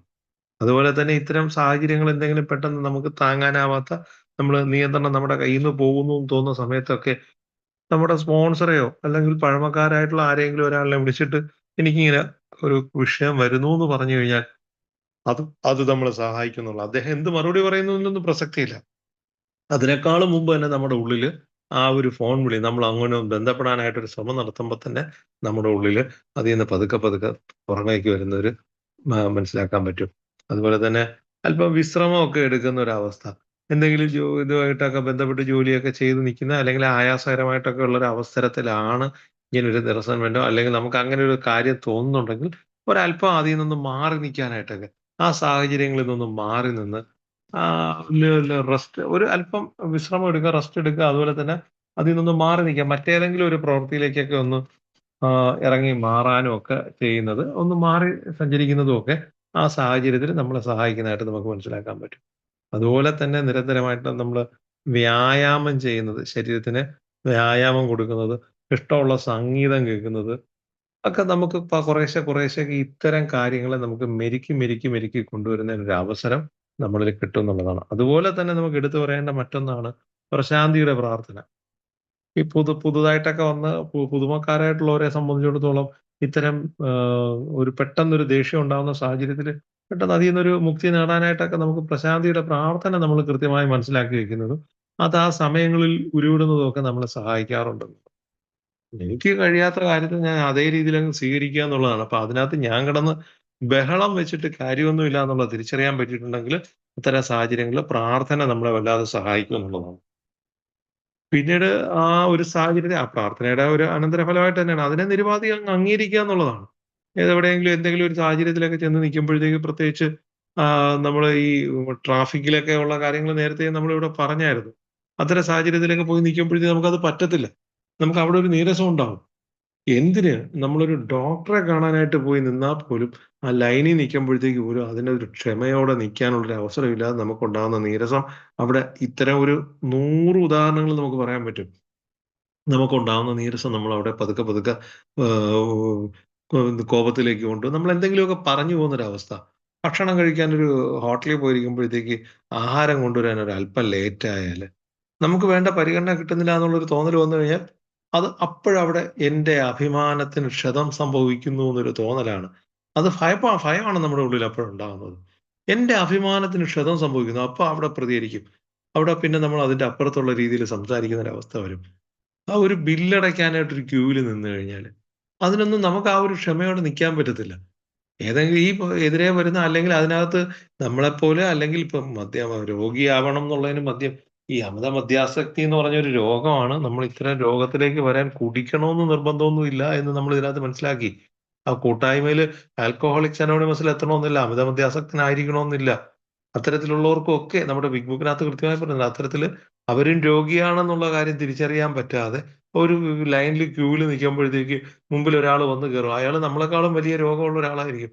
അയാൾ വന്ന് തള്ളി കയറുമ്പോഴത്തേക്കും നമ്മൾ അതിനേക്കാളും വലിയ പ്രശ്നത്തില്. അതുകൊണ്ട് ആ സാഹചര്യങ്ങളിലൊക്കെ നമ്മൾ മാറി നിന്ന് കൊടുക്കണമെന്നോ അല്ലെങ്കിൽ അവർക്ക് അവരെ അടയ്ക്കാൻ തയ്യാറായി കൊടുക്കണമെന്നൊന്നും അല്ല. പക്ഷെ എങ്കിൽ പോലും നമുക്ക് പറ്റുന്ന രീതിയിൽ നമ്മൾ അവിടെ ക്ഷമയോടെ നിൽക്കാൻ പറ്റിക്കഴിഞ്ഞാൽ പിന്നീടുള്ള നമ്മുടെ സാഹചര്യത്തെ നമുക്ക് കുറേശ്ശൂടെയൊക്കെ നന്നായിട്ട് കൊണ്ടുപോകാൻ പറ്റും. ഇതിനകത്ത് ഏറ്റവും പ്രയോജനപ്പെടുന്ന അത്തരത്തിലാണ്. നമ്മൾ എളിമയോടെ, ക്ഷമയോടെ, സഹിഷ്ണുതയോടെ നമ്മൾ കൈകാര്യം ചെയ്യാൻ പറ്റുമ്പോഴത്തേക്ക് പിന്നീടുള്ള നമ്മുടെ സമയത്തെ നമുക്ക് കുറച്ചുകൂടെ ഒന്ന് നല്ല രീതിയിൽ കൊണ്ടുപോകാൻ പറ്റുന്ന ഒരു അവസരം കിട്ടും എന്നുള്ളതാണ്. രോഷത്തിനുള്ള മറ്റൊരു ഫലപ്രദമായ പ്രതിവിധി പക്വമതിയും സ്ഥിതപ്രജ്ഞനുമായ ഒരു വ്യക്തി ഞങ്ങളുടെ സമാനമായ നീരസത്തെ എങ്ങനെ കൈകാര്യം ചെയ്യുമെന്ന് ഞങ്ങൾ നിരീക്ഷിച്ച് നോക്കി മനസ്സിലാക്കുക എന്നുള്ളതാണ്. അപ്പൊ അത് ആൽക്കഹോളിക്സ് അനോണിമസിന്റെ ഉള്ളിൽ വന്നപ്പോഴത്തേക്ക് തന്നെ നമ്മളുടെ കൂട്ടത്തിൽ ഷെയർ ചെയ്യാനൊക്കെ ആയിട്ട് എന്റെ തുടക്കത്തിലുള്ള എക്സ്പീരിയൻസ് ആണ്. വന്ന് സംസാരിക്കുന്ന ചില വ്യക്തികളിൽ എന്തോ ഒരു പ്രത്യേകത തോന്നി. അവരുടെ സംസാരത്തിലും പെരുമാറ്റത്തിലും ഒക്കെ ഒരു പ്രത്യേകത. മാത്രമല്ല മീറ്റിംഗിൽ ഷെയർ ചെയ്യുന്ന സാഹചര്യത്തിൽ അവരെന്താണോ പെരുമാറുകയും പറയുകയും ചെയ്യുന്നത്, അതേ സാഹചര്യം തന്നെ മീറ്റിംഗിന് പുറത്ത് വന്നപ്പോഴത്തേക്കും അവരിൽ കാണാൻ പറ്റി. എല്ലാരിലും ഇല്ല, ചില വ്യക്തികളിലൊക്കെ. അപ്പൊ അവരെ കൂടുതൽ മനസ്സിലാക്കാൻ ശ്രമിച്ചപ്പോഴാണ് അവർ ഈ പ്രോഗ്രാം മനസ്സിലാക്കി പരിശീലിക്കുന്നവരാണെന്ന് മനസ്സിലാക്കാൻ പറ്റിയത്.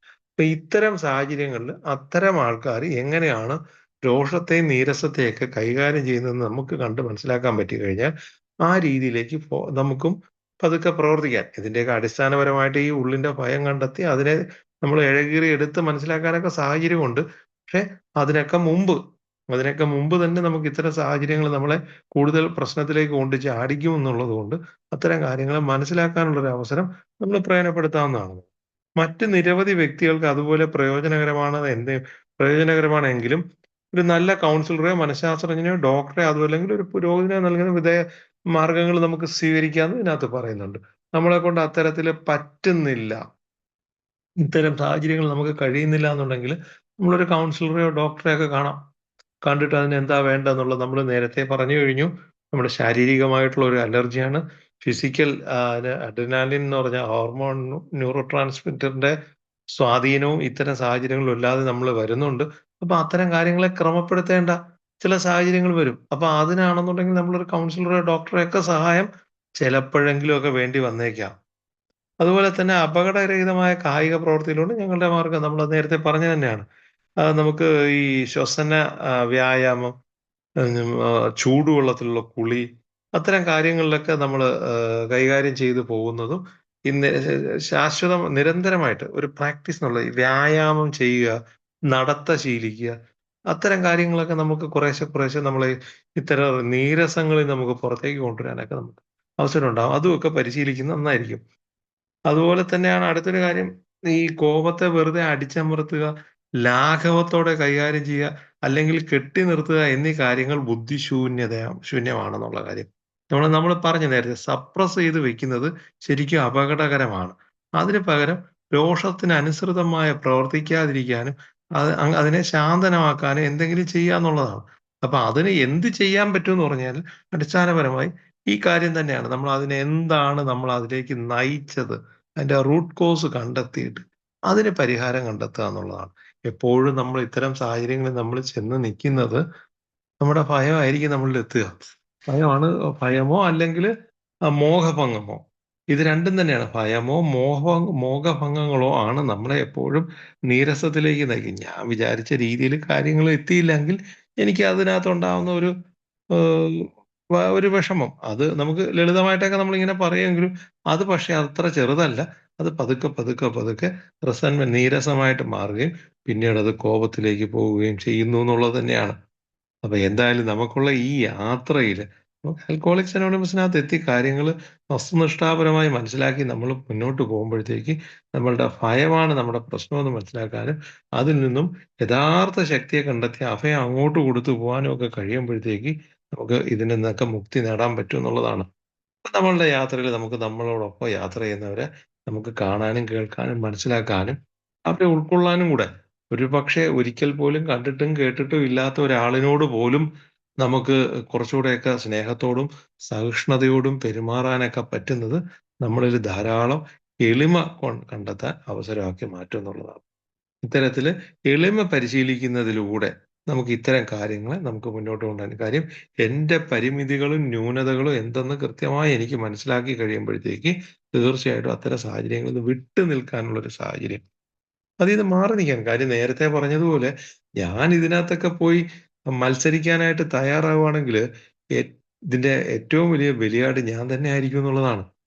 വീണ്ടും ഒരു കുഴിയിലേക്ക് പോവുക എന്ന് പറയുന്നത് മരിക്കുക എന്ന് പറയുന്നതിന് തുല്യമാണ്. അപ്പൊ അത്തരം സാഹചര്യത്തിലേക്ക് നമ്മൾ കൊണ്ടുപോയി, കോപം നമ്മളെ കൊല്ലും എന്ന് നമ്മൾ പറഞ്ഞതുപോലെ തന്നെ വീണ്ടും കുടിക്കുക എന്ന് പറഞ്ഞാൽ മരിക്കുക എന്നാണ്. അപ്പൊ അത്തരത്തിലേക്ക് നമ്മളെ നയിക്കാൻ പ്രാപ്തിയുള്ള ഒന്ന് തന്നെയാണ് നിസ്സാരമായ ഈ നീരസം. ഏതെങ്കിലും ഒരു നിസ്സാരമായ കാര്യത്തിന് നമ്മുടെ ഉള്ളിൽ തോന്നുന്ന ഒരു നീരസം, അത് ഊറിക്കൂടി, അല്ലെങ്കിൽ നമ്മളുടെ ആ ഒരു ചെറിയ മോഹഭംഗങ്ങൾ ഊറിക്കൂടി വലിയ കോപമായിട്ട് മാറുകയും ആ കോപം നമ്മളെ കുടിയിലേക്ക് കൊണ്ടെത്തിക്കുകയും തദ്വാര നമ്മൾ മരണത്തിലേക്ക് പോവുകയും ചെയ്യാൻ ഒരു അവസരം. അപ്പൊ അത് മനസ്സിലാക്കി അതിൽ നിന്ന് മാറി നിന്ന് സ്വസ്ഥമായി ജീവിക്കാൻ ഒരു അവസരം കണ്ടെത്തുക എന്നുള്ളതാണ്. ഇത്തരം കാര്യങ്ങൾ മനസ്സിലാക്കുമ്പോൾ ഇതിൽ ആദ്യമേ പറഞ്ഞൊരു കാര്യം തന്നെയാണ്, കുടിച്ചോണ്ടിരുന്നപ്പോഴത്തേക്ക് കുടി ഒരിക്കലും ഒരു ബുദ്ധിമുട്ടായിരുന്നില്ല. എന്നാൽ അത് ബുദ്ധിമുട്ടായി എന്ന് തിരിച്ചറിഞ്ഞു കഴിഞ്ഞപ്പോഴത്തേക്കാണ് മാറാൻ പറ്റുന്നില്ല എന്നുള്ളത് യാഥാർത്ഥ്യമായിരുന്നു. എന്നെക്കൊണ്ട് കുടിയിൽ നിന്ന് എനിക്ക് മാറാൻ പറ്റുന്നില്ല. പക്ഷെ കുടി എനിക്കൊരു ബുദ്ധിമുട്ടാണെന്ന് തിരിച്ചറിഞ്ഞു കഴിഞ്ഞപ്പോൾ ഞാൻ അതിന് മാർഗം കണ്ടെത്താൻ ശ്രമം നടത്തുകയും ആൽക്കഹോളിക്സ് അനോണിമസ് കണ്ടെത്തുകയും കുടിയിൽ നിന്ന് മാറി നിൽക്കുകയും ചെയ്തു എന്നുള്ളതാണ്. അതുപോലെ തന്നെ എന്നിൽ എന്തൊക്കെ പരിമിതികളുണ്ടോ എന്നുള്ളത് നമുക്ക് കണ്ടെത്താൻ പറ്റിക്കഴിഞ്ഞാൽ അത്തരം കാര്യങ്ങളിൽ നമുക്ക് മാറാൻ അവസരം ഉണ്ടാവും. 6ാമത്തെ പടിയിൽ നമ്മൾ കൈകാര്യം ചെയ്യുമ്പോഴത്തേക്ക് ഈ വക സ്വഭാവ ദൂഷ്യങ്ങൾ എന്ന് പറഞ്ഞ് നമ്മൾ കണ്ടെത്തുന്നിടത്ത് നമുക്ക് എന്തിനേയും ഈ അമിതമായ കോപമൊക്കെ നമുക്ക് അതിനകത്ത് കൊണ്ടുവരാം. അത്തരത്തില് പൊട്ടിത്തെറിക്കുന്ന സംസാരം, മറ്റൊരാളെ പരിഗണിക്കാതെയുള്ള സംസാര രീതി, ആരോടും എന്തും പറയുന്ന രീതി, പ്രായം നോക്കാതെ കയർത്ത് മാതാപിതാക്കളോട് പോലും കയർത്ത് സംസാരിക്കുന്ന രീതി, ഇത്തരം കാര്യങ്ങളെയൊക്കെ എൻ്റെ സ്വഭാവ വൈകല്യമായിട്ട് നമുക്ക് കണ്ടെത്താൻ പറ്റിയാൽ എനിക്ക് അങ്ങനെ ഒരു സ്വഭാവ വൈകല്യം ഉണ്ടെന്ന് എനിക്ക് തോന്നിയാൽ തീർച്ചയായിട്ടും അതിനെല്ലാം പരിഹരിക്കാൻ ഇതിനകത്ത് അവസരമുണ്ട് എന്നുള്ളതാണ്.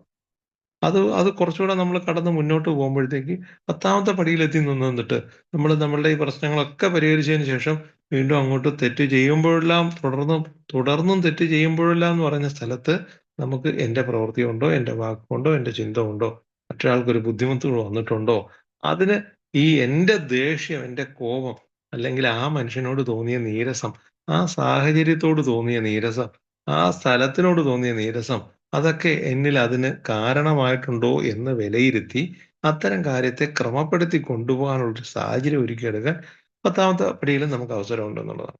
അപ്പൊ കൃത്യമായും കാര്യങ്ങളെ മനസ്സിലാക്കി മുന്നോട്ട് പോകാൻ ശ്രമിക്കുക എന്നുള്ളതാണ് പുതുതായിട്ട് കൂട്ടായ്മയിൽ വന്ന ഒരാളിനും പ്രോഗ്രാമിലൂടെ സജീവമായി സഞ്ചരിച്ചുകൊണ്ടിരിക്കുന്ന ഒരാളിനും കുറവുകളും ന്യൂനതകളും മനസ്സിലാക്കി അത് പരിഹരിക്കാൻ ശ്രമിക്കുന്ന ഒരാളിനും ഒരുപോലെ ഇത്തരം കോപവും നീരസവും ഒക്കെ മാറ്റിവെക്കാൻ ഈ പ്രോഗ്രാമിനകത്ത് അവസരമുണ്ട് എന്നുള്ളതാണ്.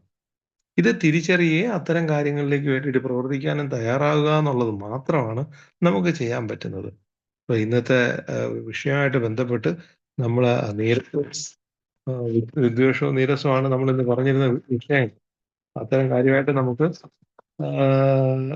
ആണ് നമ്മളിന്ന് ചർച്ച ചെയ്ത് വന്നത്. ഞാൻ എന്തായാലും പറഞ്ഞു വന്നപ്പോഴത്തേക്ക് ഇതാണ് അവസ്ഥ, നമ്മളുടെ അവസ്ഥ. ഓരോ മദ്യാസക്തന്റെയും അവസ്ഥ ഇതാണെന്ന് തിരിച്ചറിയുക. അപ്പൊ നമ്മൾ നമ്മളെ തന്നെ വിലയിരുത്തുക എന്നുള്ളതാണ്. വലുതും ചെറുതുമായിട്ടുള്ള ഏത് തരം നീരസവും നമ്മളെ വലിയ പ്രശ്നത്തിലേക്ക് കൊണ്ടെത്തിക്കും എന്നുള്ള തിരിച്ചറിവ്, അതിന്റെയൊക്കെ അടിസ്ഥാനപരമായ കാര്യങ്ങൾ അന്വേഷിച്ചു പോകുമ്പോഴത്തേക്ക് അവിടെ മോഹഭംഗങ്ങളോ ഭയമോ ആയിരിക്കാം എന്നുള്ള തിരിച്ചറിവ്, മതിയായ ഒരാളിനോടൊപ്പമാണ് ഞാൻ യാത്ര ചെയ്യുന്നതെന്നുള്ള തിരിച്ചറിവ് നമുക്കുണ്ടെങ്കിൽ എന്തിനും പോകുന്ന ഒരാളാണ് നമ്മുടെ ക്രിയേറ്റർ, സൃഷ്ടാവ്.